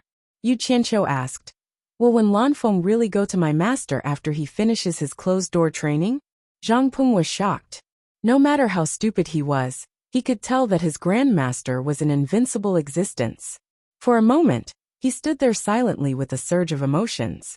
Nongju shook her head and said with a wry smile, "I really don't know what to say about Wen Lanfeng. He is obviously a genius, but he is deeply in love. You can't imagine how obsessed he is with Lu Yanqing. For Lu Yanqing, he will definitely fight with your master after he finishes his closed-door training. But your master is now at the critical moment of refining the spirit treasure. If Wen Lanfeng goes now, I'm afraid your master will not be merciful anymore." Yu Qianqiu smiled, and also felt that this kind of person was very interesting. He asked, "Doesn't Wen Lanfeng know how to run when he can't win?" Nongju looked at him with deep meaning and sighed. "You haven't seen what your master is like when he really fights, so you don't know how terrible he is. Run. If Wen Lanfeng angers your master, where can he run to?" Yu Qianqiu was speechless. He had never seen what his master was like when he fought. He thought about it and asked, "Doesn't Lu Yanqing know how to persuade him? Are you willing to see him take the risk?" Hearing this, Nongju looked around and found that Exine Laosan was nowhere to be seen. She smiled bitterly and said, "If he knew the news, he would probably advise me. I hope third brother Exine can send the news back in time. What I fear is that when Lanfeng will head straight for the Yao region the moment he comes out from his cultivation retreat. That would be interesting." Yu Qianqiu muttered to himself. "That's why I can't stay here any longer. I have to rush back to the demon ghost territory. I hope I still have a chance to stop this from happening." Nongju suddenly stared at Furong, who was blinking her eyes, and said, "Little girl, come with me." Furong was stunned and weakly asked, "Where are we going?" "You didn't tell her." Nongju turned around and asked. Yu Qianqiu scratched his head in embarrassment. He walked over and held Furong's shoulder. "Furong, it's like this. Since you're with me now, you should at least pay your respects to my master. Go with Senior Nongju." Before he could finish, Furong grabbed his arm and asked nervously, "You don't want me anymore? Are you kicking me out?" "Don't kick me out, please." Yu Qianqiu's heart skipped a beat. He suddenly felt pain, but a warm smile hung on his face. He gently pulled Furong into his arms, gently patted her back, and said, "Silly girl, how could I not want you? I'm afraid that one day you won't want me anymore." "I won't. I want to be with you for the rest of my life." Furong buried her head in his arms and tightened her hands around his waist. Listen to me. Yu Qianqiu gently pushed her away and said very seriously, as a disciple, I feel very guilty that I can't be filial to my master. Since you're my woman, you have the responsibility to be filial to my master. Senior Nongzhu is my master's close friend. He will take you to my master. I've talked to Senior Nongzhu. If there's a chance, he will take you to his purple bamboo forest in the South Sea. There are many beautiful purple bamboos there. I'll go to see you then. Furong's face was full of reluctance, but she slowly lowered her head and said softly, I know. Nongzhu looked at Yu Qianqiu with a strange expression. She didn't expect this guy to have such a warm side. He was obviously afraid that this girl would be in danger with him, but he still tried to coax her. She couldn't help but tease him by sending a voice transmission. Boy, is this a white lie? Yu Qianqiu didn't bother to pay attention to him. He gently lifted Furong's face and slowly took off the human skin mask on her face. He shook it in his hand and said, When I miss you, I'll take out your face and have a look. When I'm free, I'll go to see you immediately. After revealing her original face, Furong blushed after hearing these words of love. She looked at Nongzhu and Zhang Peng with embarrassment. Master is so mushy. Zhang Peng shuddered and turned around. Nongzhu raised her eyebrows and thought to herself, I knew it. I thought there was something wrong with this guy's appreciation ability. It turns out that he is also a stunning beauty, but not as beautiful as my Z. All right. You two don't have to talk about love anymore. Yu Qianqiu, before I leave, I have something to tell you. Nongzhu's words broke up the affectionate couple. Yu Qianqiu came over and bowed respectfully. He said, Senior, please say it. I'm all ears. Nongzhu felt a little uncomfortable when she heard these words. She guessed that this guy had changed. His words were so polite that they were mushy. She glanced at Furong behind him and immediately understood. This guy was still the same. He pretended to be obedient when he needed help. Now is not the time to argue with him, she said with a serious expression. Yu Qianqiu, I have to remind you, don't go too far when you stir up trouble here. Experts in the soul formation stage are not like those cultivators you've met. When they fight, it's as simple as releasing two flying swords. At this stage, they fight with lightning. It's not something you can withstand with your current cultivation, so you'd better not provoke them. Don't think that your blue fire is very powerful. It can deal with those in the crossing calamity stage, but it's useless against those in the soul formation stage. You've tried it with me in the South Sea. You should know that the blue fire has no effect on me. You're on your own now. Thank you for your advice. I'll keep it in mind. Yu Qianqiu bowed. He looked very respectful, but no one could tell what he was thinking. Let's go, Nongzhu said. She covered Furong with a light ball and quickly flew away. Yu Qianqiu didn't even have a chance to say goodbye to Furong. She was already gone. Yu Qianqiu withdrew his gaze and said slowly, The two soul formation stage cultivators have left. If we stay here any longer, I don't know if someone will come looking for trouble. Zhang Peng's eyes lit up and said, Master, I don't want to participate in that competition anymore. Why don't we leave Dayang City now? Yu Qianqiu turned his head around and said with a sneer, Don't worry, we are not in a hurry to leave. We can't let Hua Zhongming take advantage of us like this. He immediately forgot what Nongzhu just told him. He patted Zhang Peng's shoulder and joked, Have a good competition, and try to get the princess into bed as soon as possible. Master, do you really want me to be the son-in-law of Dayang Kingdom? Zhang Peng was stunned. Damn, don't you know what a joke? Yu Qianqiu coughed and said, There's no rule that says if you sleep with the princess, you must be the son-in-law, right? Then he brushed past Zhang Peng and said, You rest. I'll go find the person who invited me to drink. Zhang Peng was stunned and thought back to his words. Yu Qianqiu probably didn't expect that a casual joke of his would really make this guy do something stupid. Yu Qianqiu wandered to the gate of the embassy. He looked around and leaned against the high wall outside the gate, looking around. The guards at the gate looked at each other. They all knew that he was an important guest, but they did not know what this important guest wanted. He acted like a beggar. In fact, Yu Qianqiu was waiting for someone. He was waiting for Xi and Lao San, who was always following him. He believed that Xian Laosan was not following him just because he wanted to buy him a drink. He must have something to tell him. Since he had something to tell him, he would definitely come back. He was afraid that Xian Laosan would be scared by Nongzhu and would not dare to go in. Therefore, Yu Qianqiu waited for him outside the gate. Just as Yu Qianqiu expected, after about an hour, Xian Laosan came out of nowhere. He shook his head and sighed while looking at the high wall of the embassy. He did not dare to go in again. On the other side, Yu Qianqiu cursed. If he had known earlier, he would have stood at the corner of the gate. He leaned against the wall and pretended not to see anything. Xian Laosan was bored and looked around. Finally he saw him. At first he thought he was mistaken. He rubbed his eyes.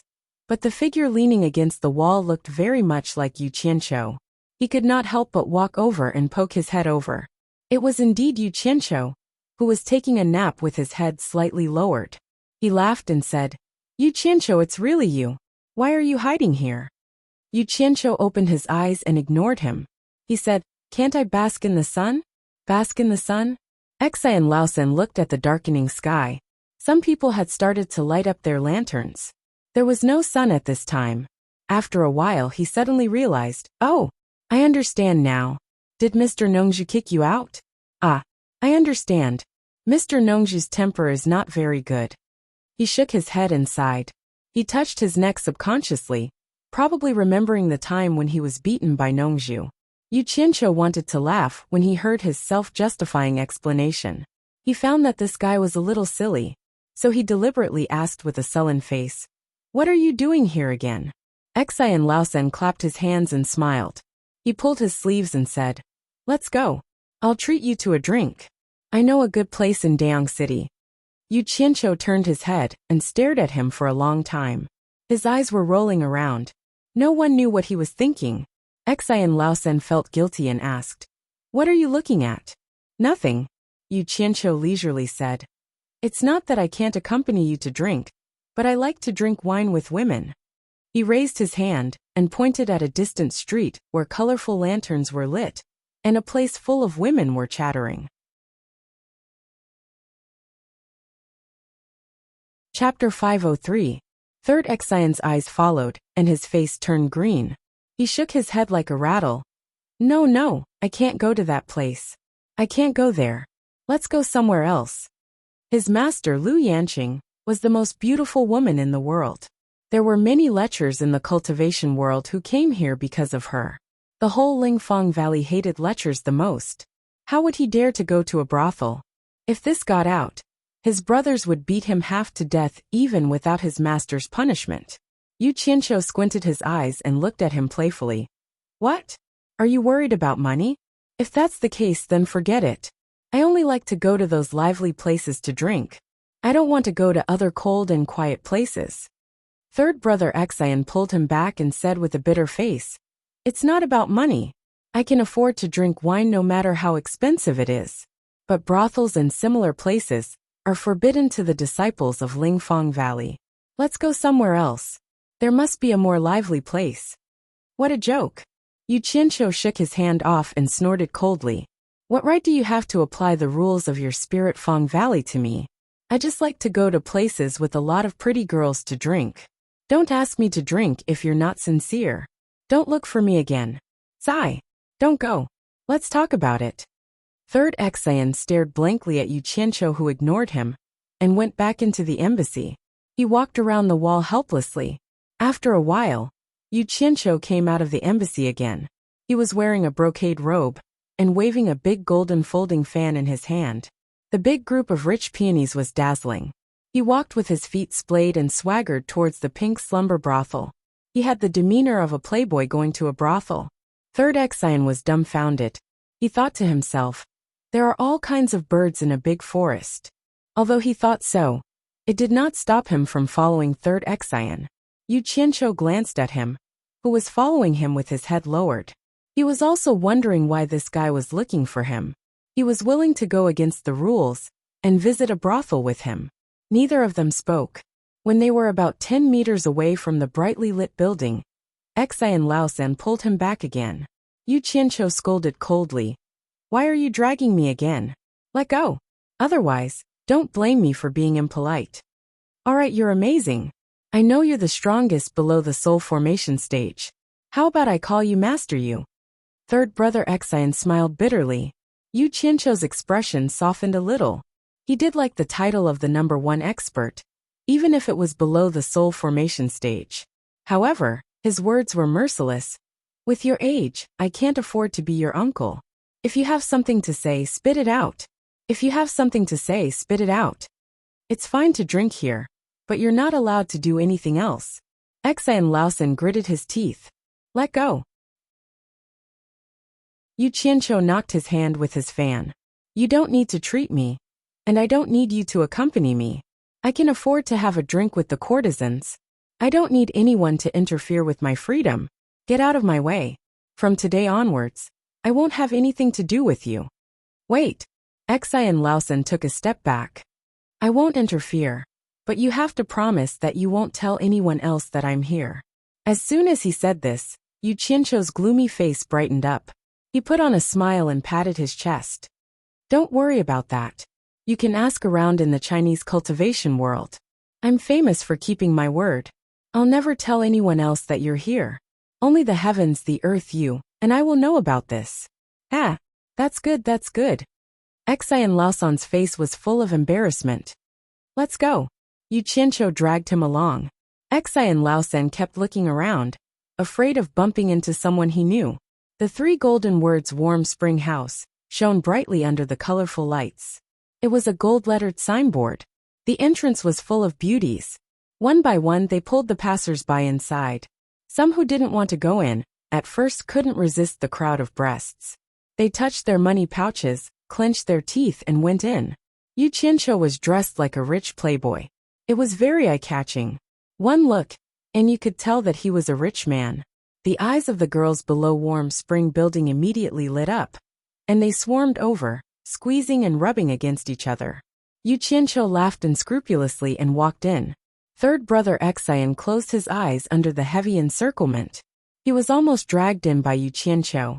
Once he entered the door, he felt his body turn cold. Young master, young master, young master, old master. A series of greetings were spat out, making people's bones go soft. Yu Qianqiu was obviously not afraid of this scene. He folded his fan and flicked it here and there, tapping here and there. Xian Laosan was already a little stunned. At this moment a middle-aged brothel keeper came up to them. Before she could say anything that would make people's hearts ache, Yu Qianqiu waved his fan and sneered. Good private room. Good food and wine, red card girls. Not a single one can be missing. Otherwise, I'll get people to tear down your broken brothel. His words caused a bit of an awkward silence. The brothel keeper was stunned. But she was also a person of etiquette. Naturally, she wouldn't be annoyed by a word or two from a guest. She immediately put on a smile and turned around to greet the guests. The surrounding immediately returned to singing and dancing. The brothel keeper personally led the 2 to a large suite and asked if they were satisfied.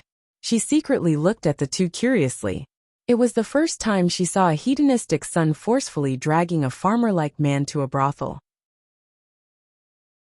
Stop nagging and quickly make the arrangements. Yu Qianqiu took out a gold ingot and threw it to the brothel keeper. He shouted without hesitation, "Scram!" The brothel keeper caught the gold ingot and weighed it in her hand. When she realized it was real, her face bloomed with joy. He was indeed a rich man. She didn't care how unpleasant the guest's words were and quickly retreated. Money makes the world go round. This generous man's service could be said to be godlike. Not long after, the good food and wine that Yu Qianqiu ordered and the red card girls arrived. For a moment, the room was lively with singing and dancing. As he listened to the tune, Yu Qianqiu's mouth moved from left to right. A mouthful of wine, a mouthful of food, all of which were served by someone. His 2 hands were touching everywhere, provoking a series of cries of annoying. Xian Laosan was surrounded and hugged by a few girls, but he felt like he was sitting on pins and needles. He didn't dare to act rashly. He was like a block of wood, looking at the girls as if they were skeletons. Touch your waist. So flirtatious. Touch your back. Sleep with me. Touch your thighs. So much water. Yu Qianqiu was singing an obscene song. Wherever he sang, his hands would touch. He kept flirting with the girls. Xi and Laosen stared at him dumbfounded. Seeing how smooth he was playing, he was sure that this guy was a frequent customer of such occasions. Yu Qianqiu glanced at him from time to time, but seeing that he was unmoved, he gradually lost interest. A seductive girl with half of her snow-white breasts came up to him and said, "Master's song is really good. This is the first time I've heard it. Please do me a favor and teach me. Once I master it, I'll definitely sing it for you." "You think I'm a singer?" Yu Qianqiu's tone was cold. The smile on his face disappeared instantly. His gaze was like a sharp knife, scaring the girl. The girls around him looked at each other, and immediately came up to ease the atmosphere. "Get out, all of you get out!" Yu Qianqiu shouted. With a wave of his arms, 5 or 6 girls fell to the ground. He pointed at the girls around Xi and Laosan and said, "You guys get out too. Without my permission, no one is allowed to come in." A cold and gloomy aura caused the dozen or so girls to shiver, and they immediately retreated with pale faces. Without the chattering and soft girls around him, Xi and Laosan heaved a sigh of relief. Yu Qianqiu picked up the big fan on the table, opened it and waved it. He said coldly, "Tell me, what do you mean by following me around?" Xi and Laosan was stunned.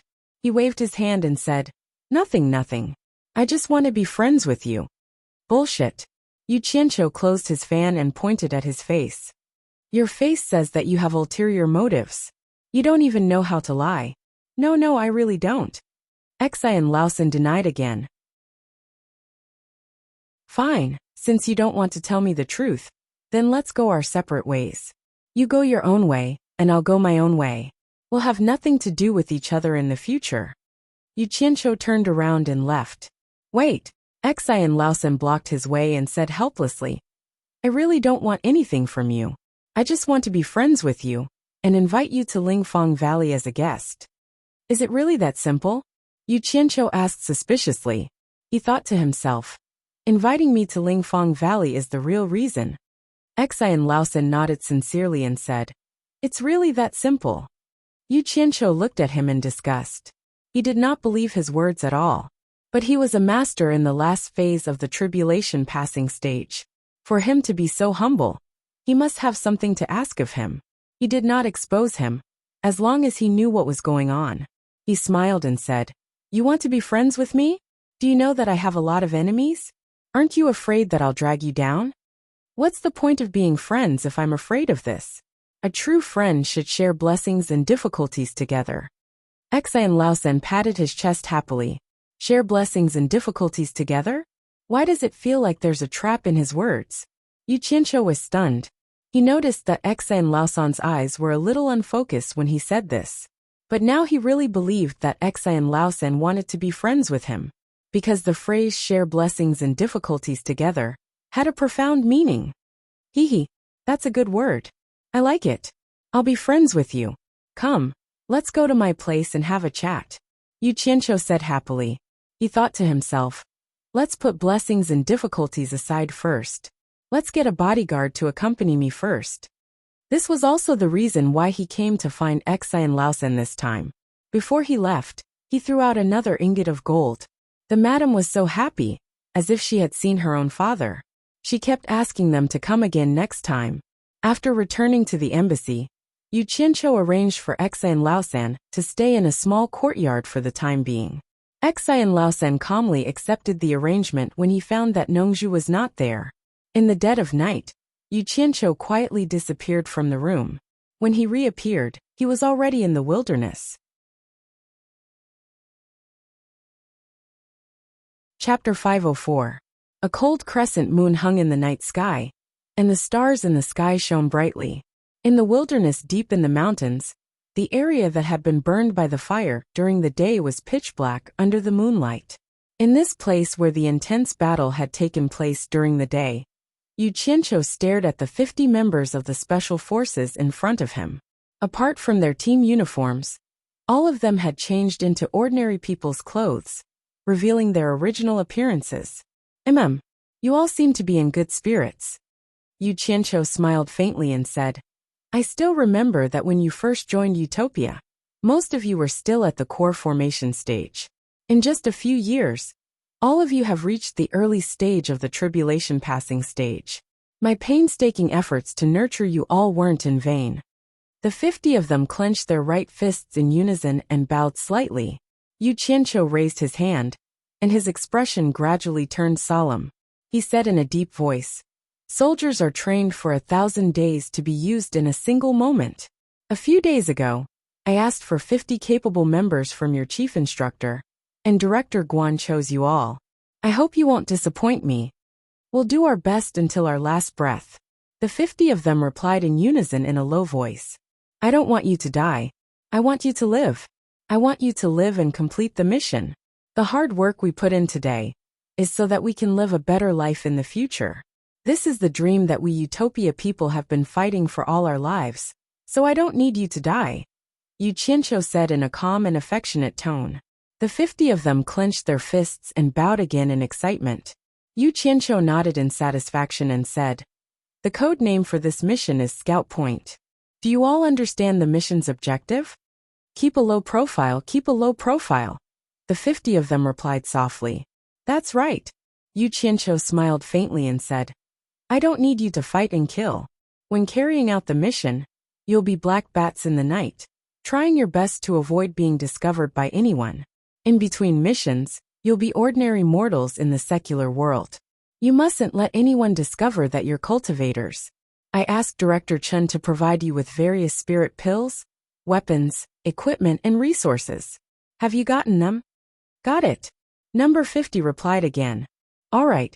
Yu Qianqiu nodded his head and said, "If there's an emergency, immediately send out a distress signal. Don't force yourself. Remember, I don't need you to die. I will do my best to save each and every one of you, because each and every one of you is a member of the special forces that I have painstakingly trained. Although there will be sacrifices when there are struggles, I don't need you to make meaningless sacrifices. That would be meaningless to you, to your comrades, to the entire Utopia, or even to me. Do you understand?" "Understood." "After the mission is completed, send a signal, and I will bring you back to Utopia." Yu Qianqiu looked at the sky and nodded.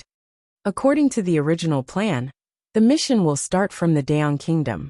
Then, it will be carried out according to the missions we received. "Order." All 50 of them stood at attention. Yu Qianqiu said in a deep voice, "The exploration operation begins now. Let's go. Long live the leader." Number 50 exclaimed softly.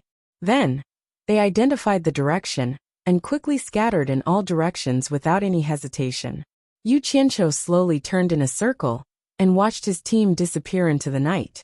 Some time ago, he had begun to make preparations. He had continuously sent information to Guan Yu and asked Guan Yu to select the members and make a detailed plan. With the convenience of having a detailed topographic map of the various countries in his hands, the plan was quickly perfected. Only then did he name the mission Exploration. The so-called exploration operation was to send team members to infiltrate the various countries and secretly plant the teleportation points that Yu Qianqiu needed at the important locations of the various countries' cultivation worlds. For example, preparations had to be made in advance near the spirit stone mines and important places, such as the various sections. As Yu Qianqiu brought back a sum of spirit stones to Utopia, there were more and more early-stage tribulation transcendence cultivators in Utopia. It was enough for him to plan a large-scale attack. However, it seemed a little unrealistic for him to rely on himself to plant teleportation points all over the various countries. Firstly, due to the accident of kidnapping Yin Wufeng and extorting Yin Baikong, his identity had been exposed. He was now too big of a target, and people would probably pay attention to him wherever he went. Secondly, his cultivation was not high enough. Even if he did not expose his identity, it would still take him a lot of time to run all over the various countries. Currently, it was best to send a group of special forces to carry out the mission in secret. With more than 300 countries and 50 special forces members, it would be enough for each person to be assigned to a few countries. If there were no accidents, it would probably be completed in half a year. Of course, It would be faster to send more than 300 Special Forces members at once. But that would be too big of a target. At the same time, in order to prevent accidents and minimize losses, it was better to have as many capable people as possible. Moreover, some things often happened outside of the plan. He had not been here for long, so he needed to understand more. Moreover, there was another great benefit to him traveling openly in the various countries. He could clear himself of suspicion, and no one would suspect him. For example, there was an accident in country A, but he was thousands of miles away in country B. Who would be able to link these two incidents to him? The next day, Zhang Peng continued to participate in his martial arts competition for a spouse, which made Baiwan Nation's contestants very depressed. With this guy around, no one had the confidence to beat him. It seemed that they had come for nothing. Yu Qianqiu, on the other hand, did not have the intention to go to the palace again. He did not want to watch that stupid martial arts competition. After getting to know third brother Xian, he wandered around Daong City for the next few days. With a friend like third brother Xian, Yu Qianqiu felt that it was a good thing. Third brother Xian knew everything about the various countries, so he could ask him if he had any questions. He followed third brother Xian to visit his friends' houses. Although the others did not have a good impression of Yu Qianqiu, they still reluctantly entertained him for third brother Xian's sake. However, after visiting a few houses and learning some news, Yu Qianqiu's expression turned a little ugly, and he was no longer in the mood to stroll around. The two of them returned to Baiwan Nation's embassy. Third brother Xian's expression was also a little ugly. There was no other reason. Yu Qianqiu's actions this time had caused the various countries to lose face. Many experts had already been ordered to come and take Yu Qianqiu's life to regain their lost face. One of third brother Xian's good friends revealed that it was actually fake to regain face. In fact, cultivators from various countries had their eyes on Yu Qianqiu's two treasured sabers. Under the watchful eyes of the public, although the soul formation cultivators behind the scenes wanted to snatch the two treasured sabers, they could not openly snatch the items of the younger generation. In fact, this was also a lie. If no one knew, would the soul formation cultivators make a move? In the cultivation world, it was not uncommon to see people secretly snatching the precious qi-gathering pill. Being concerned about one's identity was just a pretense. Many soul formation cultivators had done it. Most importantly, once a soul formation cultivator made a move, the others would definitely not be polite. At that time, the soul formation cultivators from various countries would definitely fight. Therefore, they all secretly reached an agreement to send their elite disciples to take action. Whoever snatched the sabers and brought them back would own them. Fortunately, Hua Zongming did not want his own capital, Daong City, to suffer. He said that he would find a way to drive Yu Qianqiu out of Daong City. The countries where the other soul formation cultivators resided also had their own capitals. Everyone put themselves in Yu Qianqiu's shoes and didn't want to break this rule. Otherwise, retribution could come to their own territories at any time. Everyone could only wait for Yu Qianqiu to leave Daong City. Knowing that experts from various countries were rushing here, and that the area outside Daong City would soon become his death zone, it would be strange if Yu Qianqiu could be happy. It would be difficult for one or two late-stage tribulation transcendence cultivators to fight. Wouldn't hundreds or thousands of them fight together? In the small courtyard, third brother Xian was looking at the flower garden in the middle of the courtyard in amazement. On both sides of the flower garden were green leaves and fresh flowers. They were all alive and well. But why was the one in the middle all dead? It was really strange. Yu Qianqiu sat on the swing, swaying back and forth. He asked weakly, "Third brother Xian, are my two sabers really that enticing?"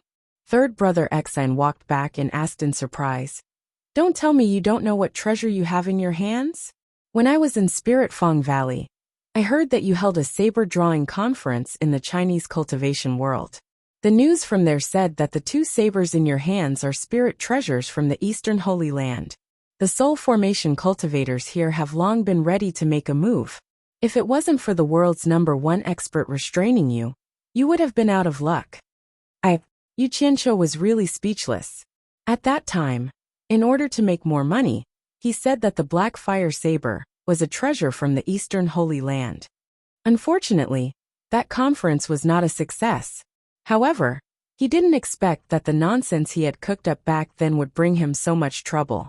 What made him most depressed was that although there were many people who coveted it in the Chinese cultivation world, there wasn't such a big movement.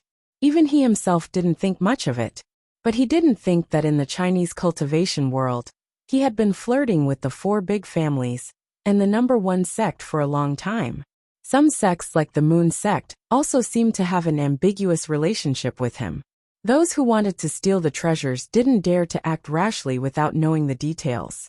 They were afraid of attracting unnecessary trouble. Otherwise, they wouldn't have been so polite to him. Actually, everyone was skeptical at first. They didn't really believe that there was a treasure from the Eastern Holy Land. But the bad thing is that you shouldn't have taken it out last time. Think about it. You, a nascent soul cultivator, almost forced a tribulation passing stage cultivator to death with just 1 saber. The power of this saber is obvious to everyone. Even if it's not a treasure from the Eastern Holy Land, it's still so powerful. Who wouldn't drool over it? Third Lord Exine clicked his tongue. Yu Qianqiu looked at him and said with a frown, "You became friends with me because you took a fancy to my 2 treasured sabers, right?" Third Lord Exine shook his head. "Then you really misunderstood. To me, friends are more important than sabers." Hearing this, Yu Qianqiu's expression showed that he was very doubtful. Third Lord Exine coughed awkwardly. "Let me put it this way. Actually, although your sabers are good, in the hands of cultivators below the soul-forming stage, they won't have any effect at all. It's better to give them a better flying sword. But in the hands of a soul-forming stage cultivator, it's different. Fights between soul-forming stage cultivators usually rely on their high cultivation to fight in close combat. Long-range attacks are almost impossible to hurt because everyone's speed is unbelievably fast. Think about it. If this kind of saber fell into the hands of a soul-forming stage cultivator, it would be too useful.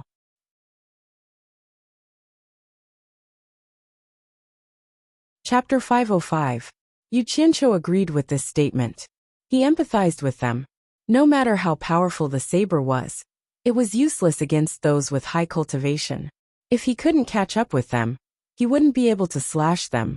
Otherwise, he could really kill them with 1 strike. It was indeed not as good as a flying sword. If it fell into the hands of a spirit-severing cultivator, he couldn't think of anything that could resist the sharpness of the black flame saber other than the nether iron.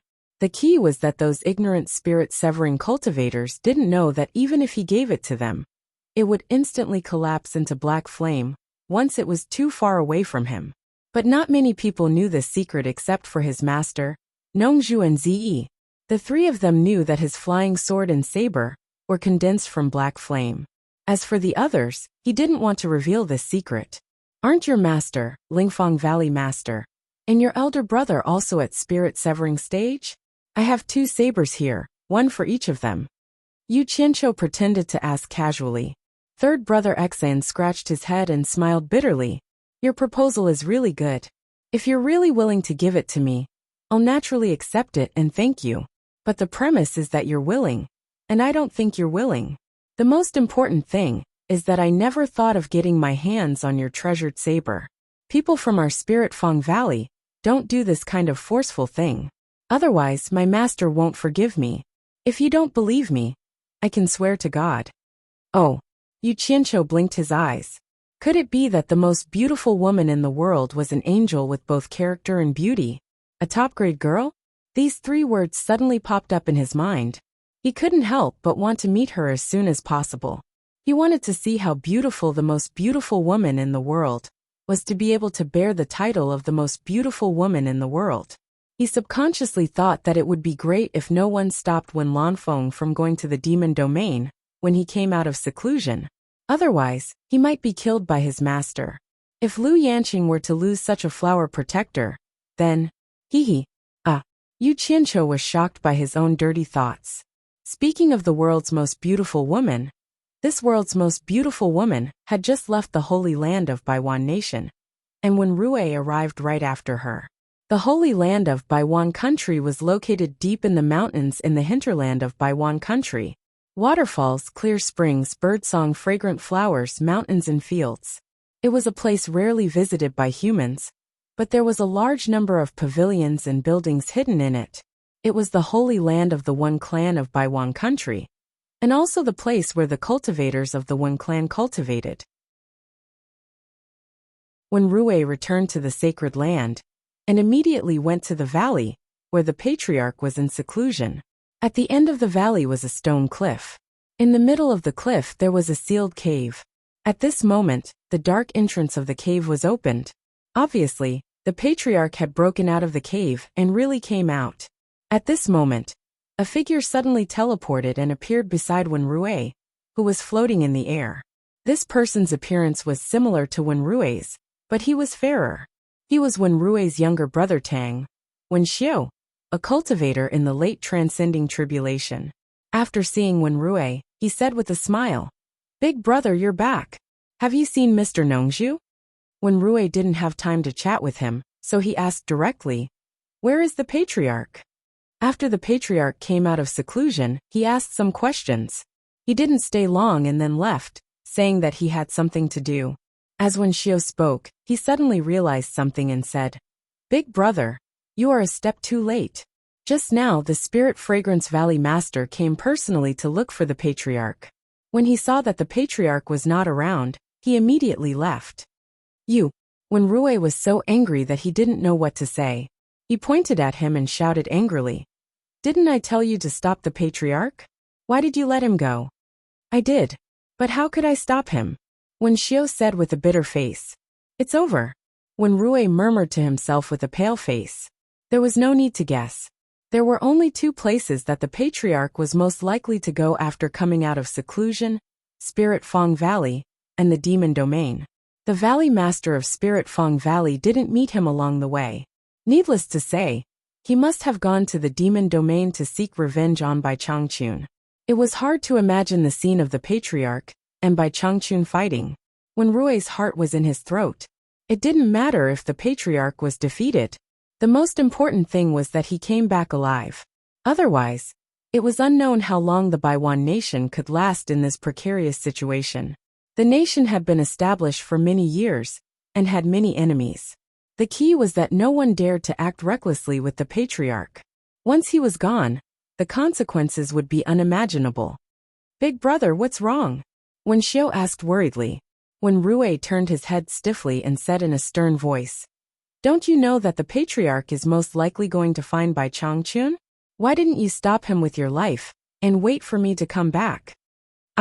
Wenxiu paused and said, "Big brother, I know what you're worried about, but the patriarch has been in seclusion for many years. He must have the confidence to defeat Bai Changchun. Otherwise, how could he be so reckless? Big brother, I think you're worrying too much." "I hope so." When Rui sighed helplessly, he had no other choice now. With his speed, it was impossible to catch up with the patriarch. Moreover, there was a time difference, so it was even more impossible to catch up. He was afraid that by the time he arrived at the Demon Domain, the outcome would have already been decided. Now, even if he wanted to use his great cultivation to persuade the patriarch to come back, he could not get in touch without confirming the correct location. The only thing he could do now was to wait for the final result anxiously. When Lanfeng, dressed in a gray robe, was tall and slender. He was neither fat nor thin. Although his appearance was not as good as Nongzhu's, he was definitely a handsome man.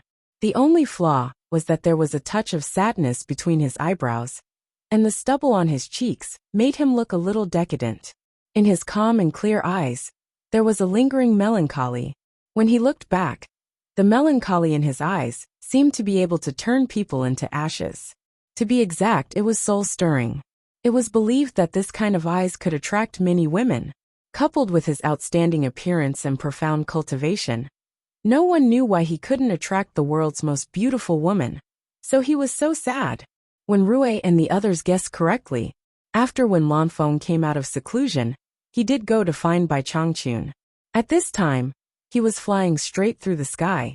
and his powerful cultivation forced out a transparent semi-arc-shaped light shield in front of him. He had already crossed the demon domain at a terrifying speed. In the sky above Shuntian Island in the 1,000-mile lake, a shadow crossed the sky. When Lanfeng stood quietly in the air, he stared at the island in the lake below with a complicated expression, and then slowly swept his eyes around. 100 years ago, it was here that he, who had always been proud of his cultivation, could not withstand 10 moves from his opponent. Only 10 moves. His opponent had seriously injured him. Thinking of this, a bitter smile appeared on Wen Lanfeng's face. That was the biggest mockery to him, the so-called second expert in the world.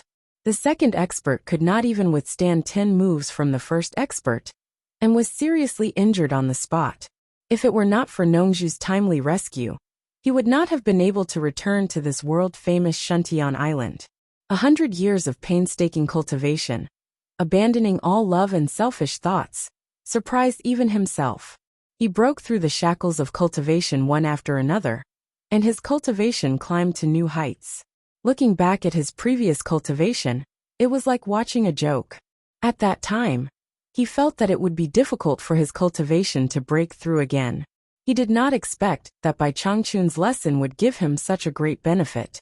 He was confident that his current cultivation was worlds apart from that time.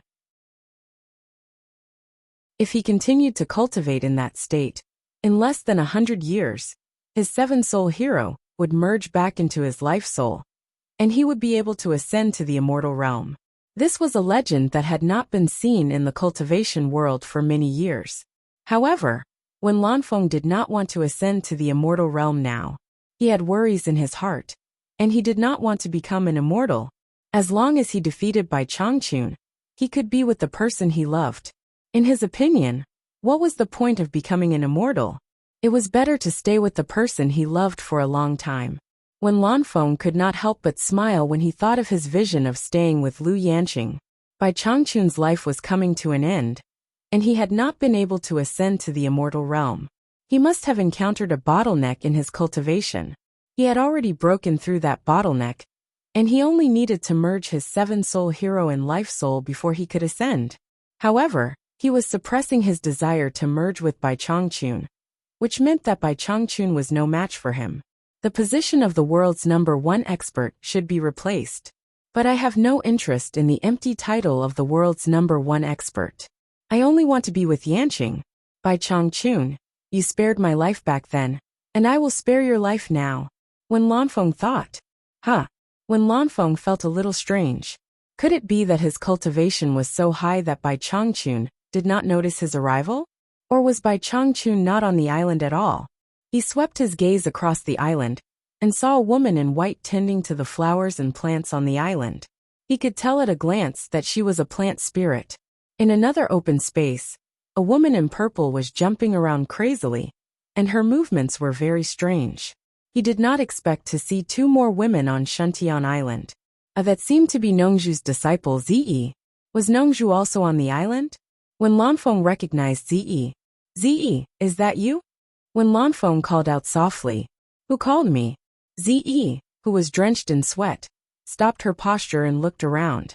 Her gaze finally fell on a figure floating quietly in the air. When she saw who it was, her mouth turned into a cute circle. Lady Mu also noticed the visitor in the air. Ziyi calmed herself down and flew into the air in a flash. After confirming that it was Wen Lanfeng, she stammered in disbelief. Senior Wen, why are you here? She really did not dare to believe that Wen Lanfeng would come here. This was the place where he was once humiliated. Could it be that he came here with Senior Bai? Ziyi had vaguely guessed that possibility. Why can't I come? Wen Lanfeng smiled confidently and said, since you are here, your master must be here too. Where are they? He looked around again.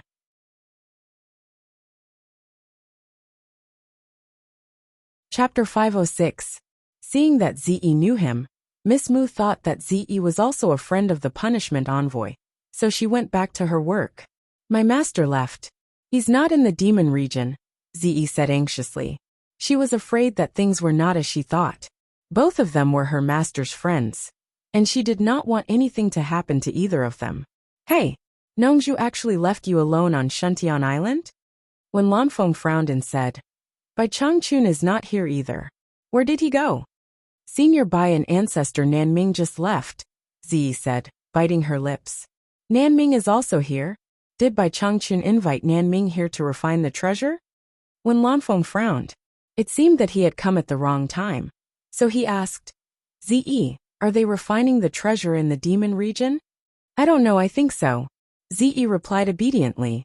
This person was not only a friend of her master, but also a top master in the cultivation world, ranking just below Senior Bai, so she was a little afraid. Since he just left, he should not have started refining, so he won't disturb Bai Changchun's business.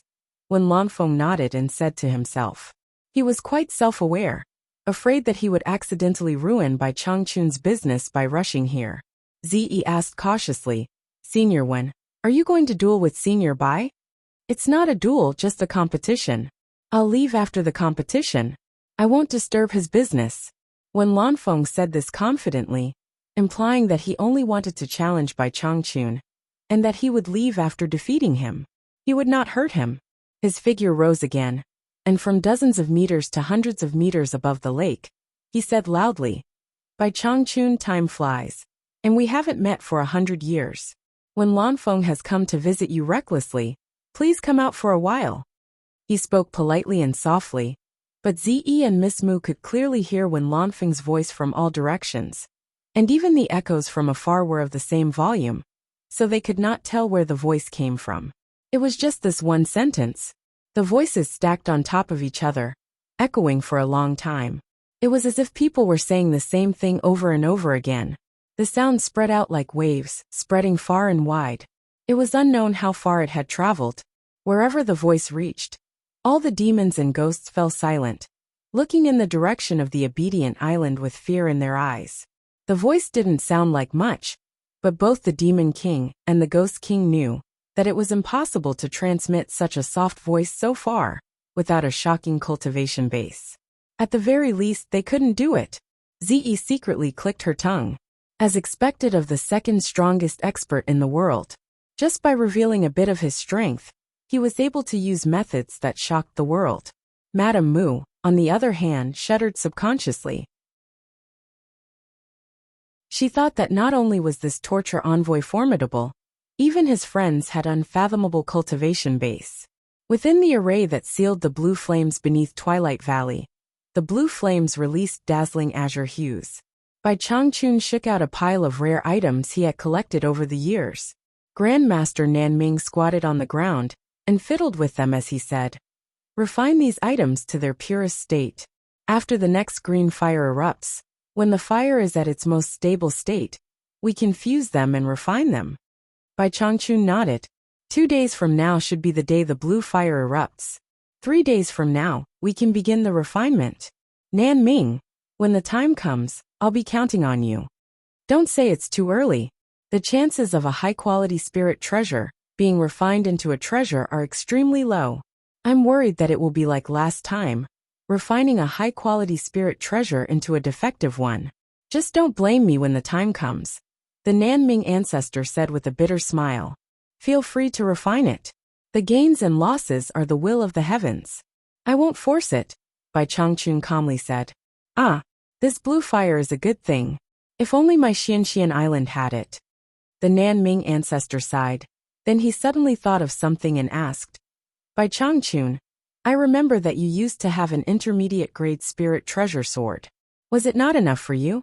I don't think I saw you take it out last time in the Eastern Sea.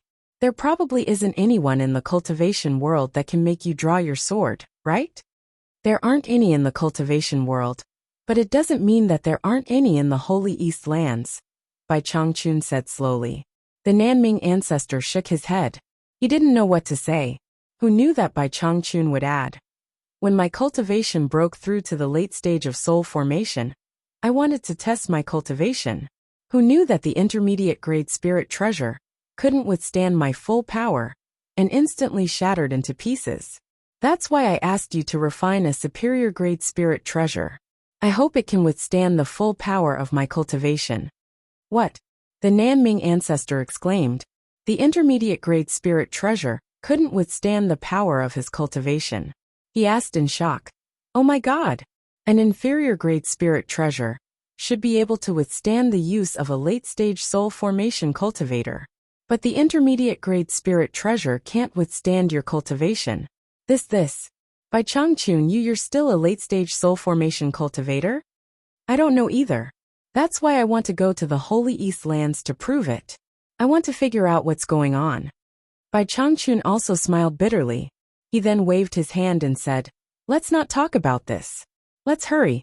Otherwise, the green fire will be unstable in 2 days, and we'll have to postpone it again."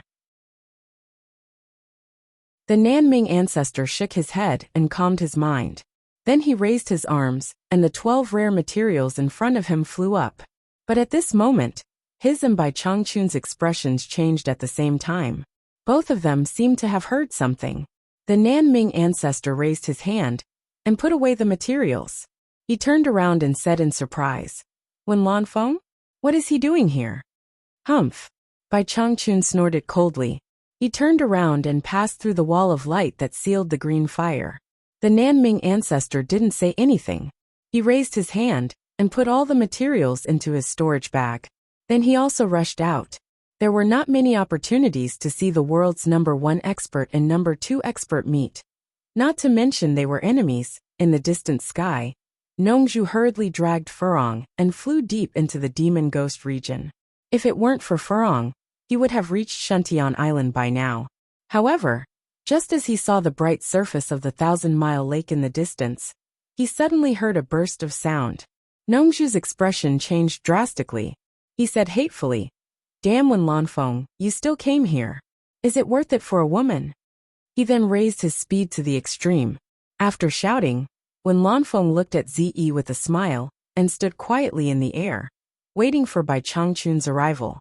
After waiting for a while, Wen Lanfeng seemed to find something wrong with Ziyi's eyes. Her mouth was slightly open in surprise. Her eyes seemed to be focused behind him. The woman in white on the island was also looking in his direction in a daze. "There's someone behind me." This was Wen Lanfeng's instant thought, but he immediately denied it. With his current cultivation, it was impossible for someone to be behind him without him noticing. But his intuition told him that someone was staring at him from behind. For people who had reached his level of cultivation, sometimes his intuition was better than his eyes. A chilling feeling made his scalp tingle. He really didn't want to believe it was true. "What's the matter?" A short voice sounded behind him. Wen Lanfeng heard the voice that he hadn't heard for a long time. The voice that he would remember for the rest of his life. Bai Changchun's voice. Wen Lanfeng's pupils suddenly shrank, and then gradually returned to normal. Maybe he was careless, or maybe Bai Changchun had cultivated some mysterious body movement that could approach people silently. But one thing was undeniable. If Bai Changchun had sneakily attacked him just now, the consequences would be really hard to predict. But Bai Changchun would definitely not do that. Otherwise he would not be Bai Changchun. He was too proud and always defeated his opponents in a fair and square manner. He disdained to do despicable things. When Lanfeng floated in the air and turned around, staring at the old man who was still hale and hearty, standing with his hands behind his back. He still looked as if he had weathered many hardships, but the older he got, the more spirited he became. He was like a green pine standing on the top of a mountain, drifting in the wind and clouds, looking down on the world, immortal. Lady Mu, who was on the island, felt that something was wrong. If this person was really friends with the punishment enforcer, it would be too strange to meet in such an atmosphere. Zi clutched her clothes so tightly that her knuckles turned white. If these two peerless masters were to fight, the consequences would be really hard to imagine. Should I hide further away? When Lanfeng felt a little numb from his mouth to his throat, he wanted to speak but couldn't. He found that his confidence completely collapsed the moment he saw Bai Changchun with his own eyes. That feeling was indescribable. It was like the first time he broke into the demon domain and saw Bai Changchun. Yes, it was the same feeling. Bai Changchun was clearly in front of him, standing opposite him, and looking at him expressionlessly. But the feeling he gave him was as if he was a part of heaven and earth. He just stood there casually and naturally blended into heaven and earth. It was as if he could move the world with just a lift of his hand. In contrast, he was the myriad of living beings in this world. And he was the entire world, always accommodating him. This feeling was like a dream or an illusion. The person in front of him was close at hand. He was real and ethereal, making him unfathomable. It was a terrifying thing to feel this kind of invisible pressure from the opponent when they were facing each other. In fact, the opponent didn't give him any pressure at all, but he felt as if he was shouldering the pressure of the entire world. When Lanfeng understood that this was a kind of momentum, but he couldn't understand why he felt this way when he faced Bai Changchun back then. But now his cultivation was worlds apart from that time. Could it be that he couldn't see through his momentum? How could this be? When Lanfeng asked himself.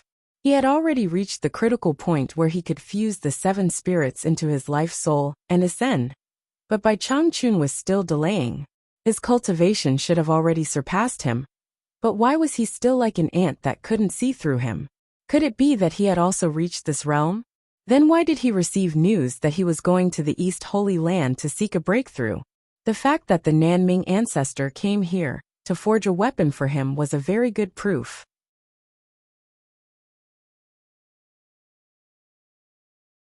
Chapter 507. Ancestor Nanming came slowly, glanced at the 2 people standing opposite each other, and shook his head slightly. Based on his relationship with them, he did not have the right to stop them. Glancing at Zi, who was staring with her head raised, Ancestor Nanming flashed over and directly banged his head on Ziyi's head, reprimanding her. "Are you tired of living? This is an adult's matter. Why are you here, little girl?" Although he and Nongzhu were entangled, they were still friends. Although he could not control Bai Changchun and Wen Lanfeng, he still had to control Zi. Zi rubbed her head and cried in pain. But Ancestor Nanming dragged her down and threw her back to Shuntian Island. Below, an old man and 2 women stared at the scene with wide eyes. "What do you want from me?" Bai Changchun asked the same question again. His tone was indifferent, without worry, fear, anxiety, or impatience, without the slightest emotion. His voice was ordinary and ordinary, like an ordinary old man asking a question, unlike Wen Lanfeng, who could casually stir up an echo between heaven and earth.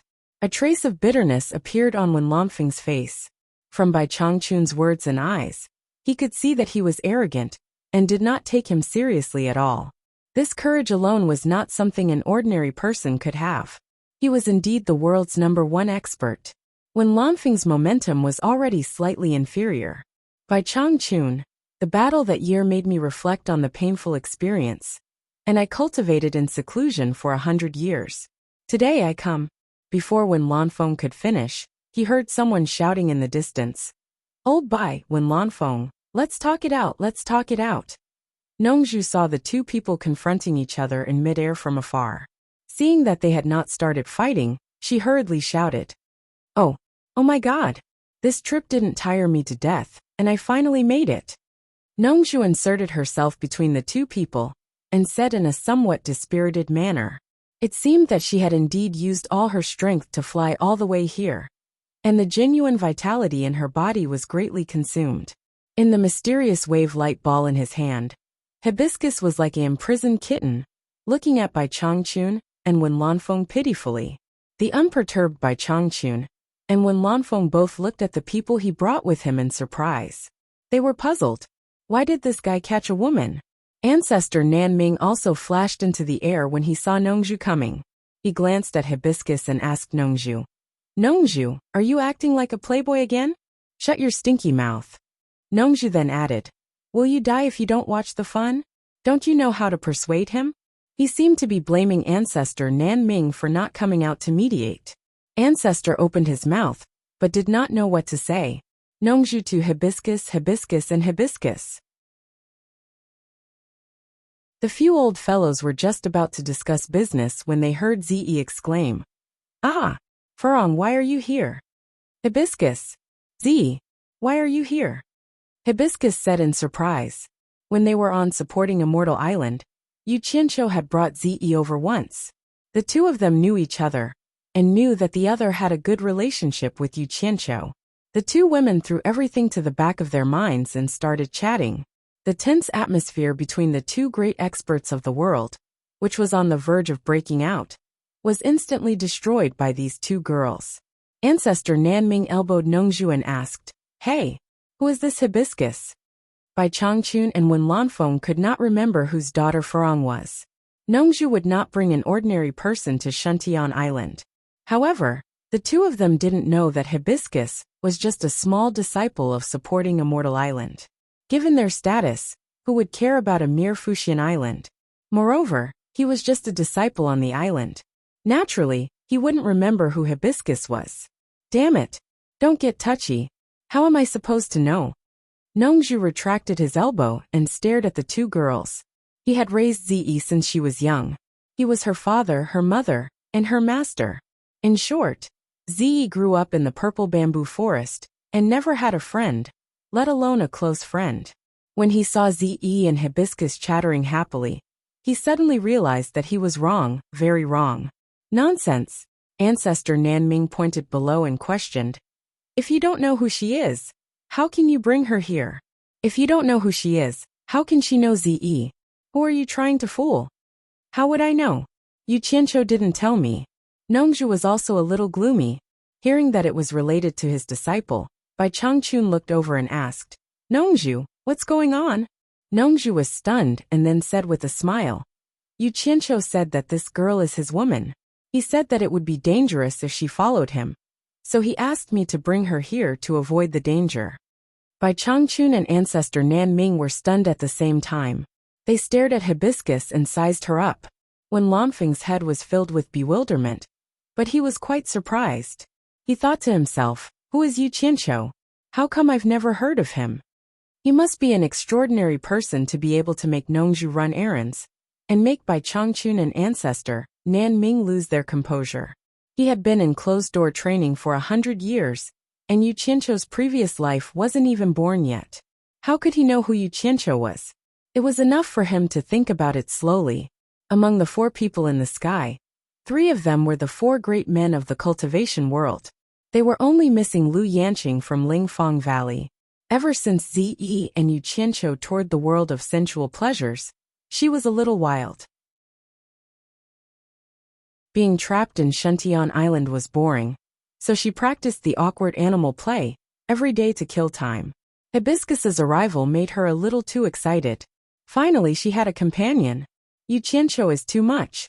He brought you out to play, but he didn't bring me along. It's so dangerous outside. What's there to be afraid of? Danger is fun. If there's no danger, why would I go out with that guy? As Ziyi said this, Nongzhu's face immediately turned as black as the bottom of a pot. Ancestor Nanming, who was at the side, looked at her and laughed. He thought that this girl was really funny and could compete with her master. It's really dangerous. It's not fun. Last time, Yu Qianqiu was beaten to the point of vomiting blood. I was scared to death. Yu Qianqiu was beaten to the point of vomiting blood? It can't be. That guy is very bad. Who can injure him? Is he okay? As soon as these 2 sentences were spoken, a somewhat oppressive aura filled the air. The breeze blowing around them instantly stopped. As the 2 girls spoke, they also felt that something was wrong.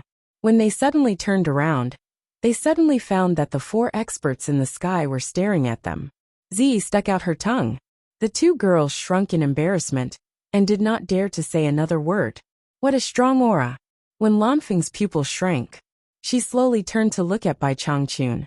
She thought that he was going to fight, but she found that he was staring at Nongzhu. Nongzhu and Ancestor Nanming looked at each other, then secretly turned their heads to look back. Nongzhu found that Bai Changchun was staring at her, and could not help but smile awkwardly. Bai Changchun indifferently asked word by word, "Nongzhu, who hurt you, Qianqiu?" "Old Bai, don't think about it. His skin is rough and his flesh is thick. He has already recovered from a minor injury," Nongzhu said, and shook her head with a bitter smile. She said, "In fact, that guy asked for it. He claimed to be the world's #1 expert below the deification stage. It would be strange if people did not find trouble with him. I'll tell you in detail later." The aura of fear disappeared in an instant. Bai Changchun was stunned. He claimed to be the world's #1 expert. But his disciple ran out and claimed to be the world's #1 expert below the deification stage. If people knew that she was his disciple, it would really make him proud. When Lanfeng could not help asking, "Nongzhu, who is this Yu Qianqiu? Why have I never heard of him?" Nongzhu smiled and raised her chin toward Bai Changchun. She said, "His last disciple." When Lanfeng uttered an ah, and then hesitated. A famous master produces a brilliant disciple. No wonder he dares to claim to be the world's #1 expert below the deification stage. He must be worthy of it. Although it was a perfunctory compliment, it sounded a little harsh. Bai Changchun's calm face was slightly dark. It seemed that he felt ashamed for the first time in his long life. Nongzhu secretly thought, when Lanfeng, you really want to die. Aren't you being sarcastic?" Sure enough, after Bai Changchun's face calmed down, he stared at Wen Lanfeng indifferently and said, "From what you said before, do you mean that after 100 years of closed-door training, your cultivation has greatly improved and you came here to wash away your shame?" Who was Wen Lanfeng? He was not a coward who was afraid to fight. He was provoked by Bai Changchun's words on the spot, and his previous worries were immediately thrown out of the window. This was the true arrogance of a top expert. He would never retreat in the face of a battle, and would only concentrate on one thing: to defeat his opponent.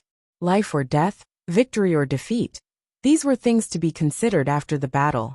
When Lanfeng laughed heartily and replied in a sonorous voice, "The battle 100 years ago. When Lanfeng will never forget it. The 100 years of closed-door training is just to be qualified to meet the punishment master of the Demon Ghost region again. Today, I would like to experience the demeanor of the world's #1 expert again." The last sentence was particularly impassioned. "Don't get excited, don't get excited." Nongzhu waved her hand anxiously between the two. However, both of them had entered a state of high spirits and simply ignored Nongzhu. When Lanfeng's whole body erupted with a strong fighting spirit, his grayish-white robe suddenly fluttered despite the absence of wind, stirring the surrounding airflow to gradually solidify and appear like blades. Ancestor Nanming quickly released a transparent protective upstanding qi, but unexpectedly, he still felt a little overwhelmed. The wind blades constantly made ear-piercing sounds on the upstanding qi, and the entire protective upstanding qi could be destroyed by the wind blades at any time. This was the turbulence caused by the light qi ji before they started fighting. What would happen if they started fighting? Ancestor Nanming's eyes were full of horror. When Lanfeng was indeed worthy of his reputation as the world's second expert, but he did not expect him to be so powerful. It was far beyond his understanding of experts in the late stage of the incarnation realm. Without another word, Ancestor Nanming retreated in the face of difficulties. This was not a place where he could stay with his cultivation, so he quickly flashed back to the island. Nongzhu also had a protective upstanding qi, but her cultivation was obviously higher than Ancestor Nanming's. She shouted, "You two lunatics! There is no deep hatred between you two. Will you only be satisfied when you fight to the death? Get out of the way!" When Lanfeng shouted, his qi ji locked onto Nongzhu, and the dancing wind blades immediately swept over, cutting Nongzhu's protective upstanding qi to the point that it almost collapsed. Nongzhu immediately felt that she could not take it anymore, and she shouted, "You two lunatics, just die. You're making me worry less." As soon as she finished speaking, she quickly fled and was forced to leave. Bai Changchun, who was opposite Wen Lanfeng, was very quiet. His expression was indifferent, so quiet that it was a little ridiculous.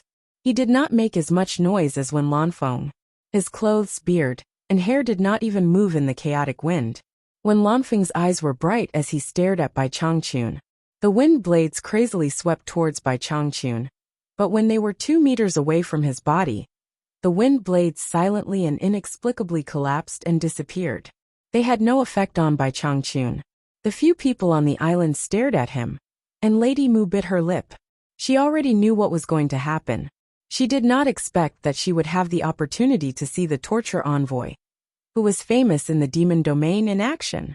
She did not know who the other person was, but he actually dared to challenge the torture envoy.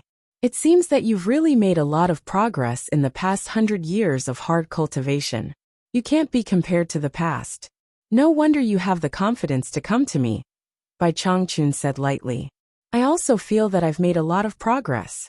When Lanfeng nodded and asked, how do I compare to you? I don't know my own cultivation level, and I've been looking forward to someone who can help me understand myself. After seeing you, Bai Changchun shook his head slightly and said, what a pity. The person who can help me understand is not you. You don't even know what level your cultivation has reached. When Lanfeng laughed and said, I understand now. You mean that I'm still not your opponent? Bai Changchun said, it doesn't matter whether you're my opponent or not. The most important thing is that you must remember one thing. What thing? When Lanfeng asked. Cultivators above the soul formation stage, who trespasses the demon domain will die, Bai Changchun said lightly. Haha. When Lanfeng laughed and waved his hand, a cold light flashed out of his storage bag, and a wide long sword appeared in front of him. The blade was as wide as a palm, and there was a flowing mercury-like luster on its surface. When Lanfeng gently grabbed the hilt and said, my giant silver sword failed to force your sword out, and it has been sealed until now. If you can force my sword out, I'll spare your life. Bai Changchun said quietly. Haha. When Lanfeng laughed wildly and said, Bai Changchun, you're too conceited. Today, unless you're an immortal from the upper realm, I'll make you understand the bottom line of your cultivation level. As soon as he finished speaking, he suddenly disappeared. When he reappeared, there were thousands of Wen Lanfeng and thousands of giant silver swords in the air, standing above Bai Changchun's head. It was impossible to tell which one was real and which one was fake. The surrounding airflow was dead silent. On Obedient Island, Nongzhu, an elder ancestor of Nan Ming, looked at each other. The two women were stunned. They had seen people who could create mini phantoms, but at this time, the thousands of Wen Lanfeng in the air were motionless, as if they were real bodies. They moved. One of the thousands of Wen Lanfeng moved, and with a dazzling silver light, it drew a gorgeous and charming arc. From top to bottom, the sword came from the west, fast as lightning, and slashed toward Bai Changchun's head. Just as the sword was about to touch Bai Changchun, a third hand seemed to grow out of Bai Changchun's body, and his fingers were like picking flowers.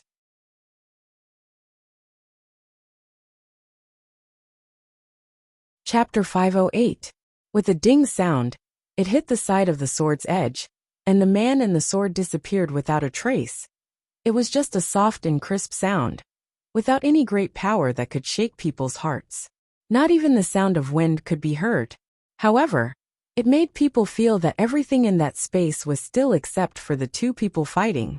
The sound, light, and airflow gave people a feeling that they had been frozen. Hibiscus's cultivation was too low, so she couldn't see any clues. She was already dumbfounded when she saw the thousands of Wen Lanfeng's incarnations. Z opened her mouth. According to her understanding, there could only be one real Wen Lanfeng among the thousands of incarnations, and the others were all phantoms. But how could phantoms turn into a tangible form and carry out a substantial attack? Nongzhu and ancestor Nan Ming understood that this seemingly peaceful place was extremely dangerous. The two of them restrained all of their great power and didn't waste any of it. All of their power was gathered between the sword and the finger. There were not many people in this world who could withstand this sword and finger. They moved again. A sword came from the south, followed by a sword from the east, and then from the north, south, east, and west. When Lanfeng's attacks were as dense as rain, one man and one sword were like flying immortals from the heavens, leaving behind a shadow. They abandoned all magnificence and only pursued a simple fatal blow. One man and one sword, only one sword. Without any extra movements, one man and one sword's fatal blow was simple and unadorned. But when thousands of people and one sword's fatal blows fused together, it formed the most gorgeous visual shock. Thousands of Wen Lanfeng, thousands of huge silver swords, and thousands of silver electric shadows interweaved in the air to form a huge, gorgeous silver lotus in full bloom. Thousands of attacks, in the end, all focused on the flower's stem, and Bai Changchun was the white lotus stem that suffered the storm-like attacks. What a beautiful, blooming white lotus, Hibiscus was stunned. She never thought that cultivators could fight in this way. Ziggy was stunned. It was too spectacular. This was the fight between the world's #1 expert and the world's #2 expert. Lady Mu was afraid that the torturer couldn't withstand such an attack. Nongzhu and ancestor Nanming stared at their every move without blinking their eyes. Bai Changchun's expression was calm. With his hands behind his back, he remained motionless like a mountain, withstanding the thousands of attacks in the sky. Thousands of arms also appeared on his shoulders, making him look like the 1,000-armed Guanyin. It was extremely beautiful. Ding ding ding. A series of rapid and crisp sounds rang out. Every finger would hit its target, and every single one of them was able to thwart the sharpness of the giant silver sword. With a flick of his finger, Wen Lanfeng's body and sword unity collapsed. In the blink of an eye, the silver lotus gradually dissipated in the air. It was a magnificent opening, but a depressing curtain call. Nongzhu and ancestor Nanmian heaved a sigh of relief. If Wen Lanfeng's 1,000 swords unite was used on them, they would not be able to withstand 100 swords if they did not escape, let alone 1,000 swords. It seemed that only a person with an abnormally high cultivation, like Bai Changchun, could remain still like a mountain and deal with it with ease. Moreover, he didn't even draw his weapon, and merely flicked his finger lightly to break Wen Lanfeng's 1,000 swords as one. His finger avoided the sharpness and flicked the side of the sword tip. It would be fine if it was just one or two, but it happened that thousands of swords burst out almost at the same time. There was probably no one in the world who could compare to him in terms of eyesight. Although the two were relieved, they knew that this was just the beginning of the warm-up, and the real fight was yet to come. Bai Changchun is indeed Bai Changchun. I can't believe that my 1,000 swords unite couldn't even force you to move a step. When Lanfeng's sigh sounded around, but only his voice could be heard. I don't have time to chat with you. If you don't make a move, I will. Bai Changchun said calmly. Good. Then come on. Let me experience the power of the world's #1 master again. When Lanfeng's voice was still heard, but no one else could be seen. You overestimate yourself. Bai Changchun snorted coldly. His figure flickered, and he also disappeared. The few people on the island looked around, but found nothing. Suddenly, a series of rapid bangs sounded high up in the sky. They quickly looked up, and when the last bang sounded, they saw Bai Changchun and Wen Lanfeng appear above at the same time. The two had obviously fought several times in a race of speed. Otherwise, there would have been no sound for no reason. The two were so fast that the people below couldn't see them clearly. Ah! Puff! A muffled groan sounded in the air. When Lanfeng's figure seemed to have suffered a heavy blow, he fell like a meteor and quickly fell to the surface of the 1,000-mile lake. Nongzhu and ancestor Nanming exchanged a surprised look. They could see that Wen Lanfeng was injured, but they didn't know what Bai Changchun had done to him. Whoosh! Bai Changchun's figure appeared intermittently from high up in the sky. This was not teleportation, but a pure speed pursuit. He chased after Wen Lanfeng. At their level of cultivation, it was impossible to cause effective damage to their opponents from afar. They needed to hit them head-on. Nongzhu and ancestor Nanming's hearts were in their throats. Although Bai Changchun had injured Wen Lanfeng, he obviously didn't want to let Wen Lanfeng go, and was chasing him. Sword without an arrow. Wen Lanfeng, who was falling rapidly, shouted and stopped in the air, due to the strong inertia. The strong wind brought by his fall pressed a huge arc of deep whirlpool on the surface of the lake that was only a few dozen meters away from him. As the deep whirlpool bounced up, Wen Lanfeng, who had stopped, also bounced up and roared into the sky. The sword in his hand produced a giant sword aura that was more than 20 meters long. It stirred up huge chaotic sword shadows, like messy transparent thorns shooting through the air, madly stabbing at Bai Changchun, who was chasing after him. The two powerhouses brazenly confronted each other head-on. However, Bai Changchun seemed to have fallen into a pile of crystal-clear thorns. Clang, clang, clang. The fight directly entered a white-hot stage. This was the last scene that the women in purple clothes saw clearly. Then the figures of the two peerless powerhouses became blurred again. With the cultivation of the three women, They could no longer see clearly. They could only see the messy and terrifying sword aura sweeping everywhere. Bang bang. The sound of banging was endless. Nongzhu and ancestor Nanming's eyes almost narrowed into slits. They stared at the two people fighting with sparkling eyes. They knew that Bai Changchun did not want to destroy his territory, so he deliberately suppressed his destructive aura. When Lanfeng was not here to cause trouble. At the same time, in order not to show weakness, he also suppressed his destructive aura. Otherwise, with such a crazy fight between the two people, the power emitted was earth-shattering, and the shocking and terrifying shock wave alone could completely destroy Obedient Island. They could not just stand on the island and watch the show as if nothing had happened. TSK, when Lanfeng's cultivation has really improved by leaps and bounds.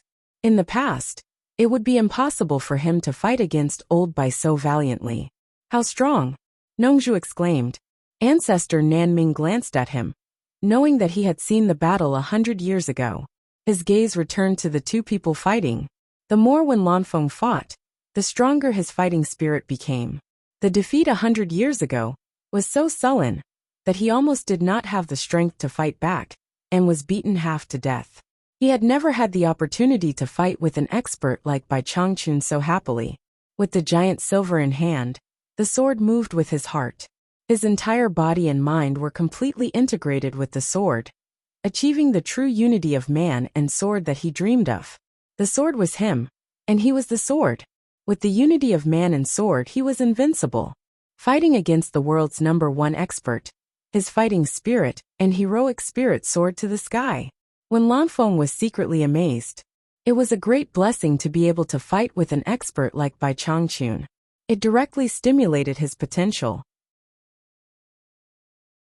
The shackles between man and sword were broken in an instant. The sword in his hand burst forth with infinite possibilities at will. I don't believe I can't force you to use your sword. When Lanfeng's fighting spirit soared, he exerted force again, and trapped Bai Changchun in a net of sword gang. The two fighting figures became more and more blurred, and even the huge sword gang was flickering. The sky and the earth were suddenly up and down, left and right, and loud noises were constantly heard. Hiss! Ancestor Nanming felt a toothache, and his eyes were almost blurred. He gasped and rubbed his face with both hands. He said excitedly, "This trip is not in vain, not in vain. When Lanfeng is really amazing, he can actually fight with Bai Changchun to this extent." Nongzhu rubbed her blurred eyes and said suspiciously, "Why do I feel that something is wrong?" She then turned around and asked, "Nanming, if I remember correctly, the giant silver, in Wen Lanfeng's hand, should be a middle-grade spiritual treasure.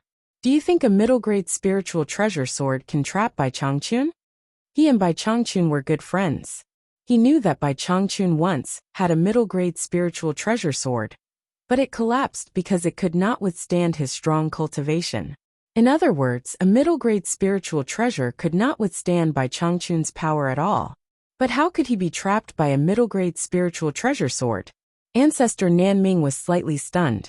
He happened to hear Bai Changchun mention this before. Now that he thought about it, it was indeed not right.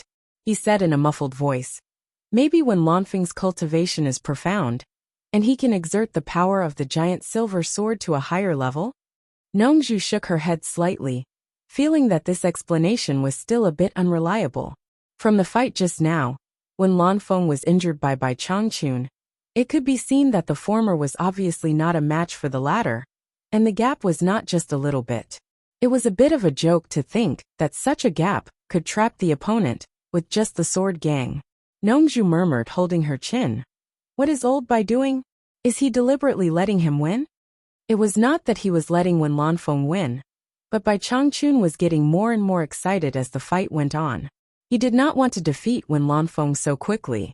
He had fought countless times in the cultivation world, and he had seen all kinds of opponents. However, just now he suddenly found that Wen Lanfeng seemed to have understood something. Facing the sword moves that he was barely supporting, Wen Lanfeng suddenly became at ease. This fellow actually broke through another shackle in this life and death struggle, and he immediately integrated it seamlessly. Bai Changchun secretly marveled that this guy was really a rare genius in the world. No wonder his cultivation could advance by leaps and bounds in just 100 years of closed-door training. What a pity. If he was not so infatuated, his achievements in the future would be limitless. You're tuning in to the Li Mei's Sword of Destiny YouTube channel. We're so grateful for your support. And don't forget to subscribe to join us on this incredible journey through captivating stories. Your generosity through donations truly makes a world of difference, as it's the primary source of revenue that allows me to expand and enhance this channel for you. Thank you from the bottom of my heart for being a part of this adventure.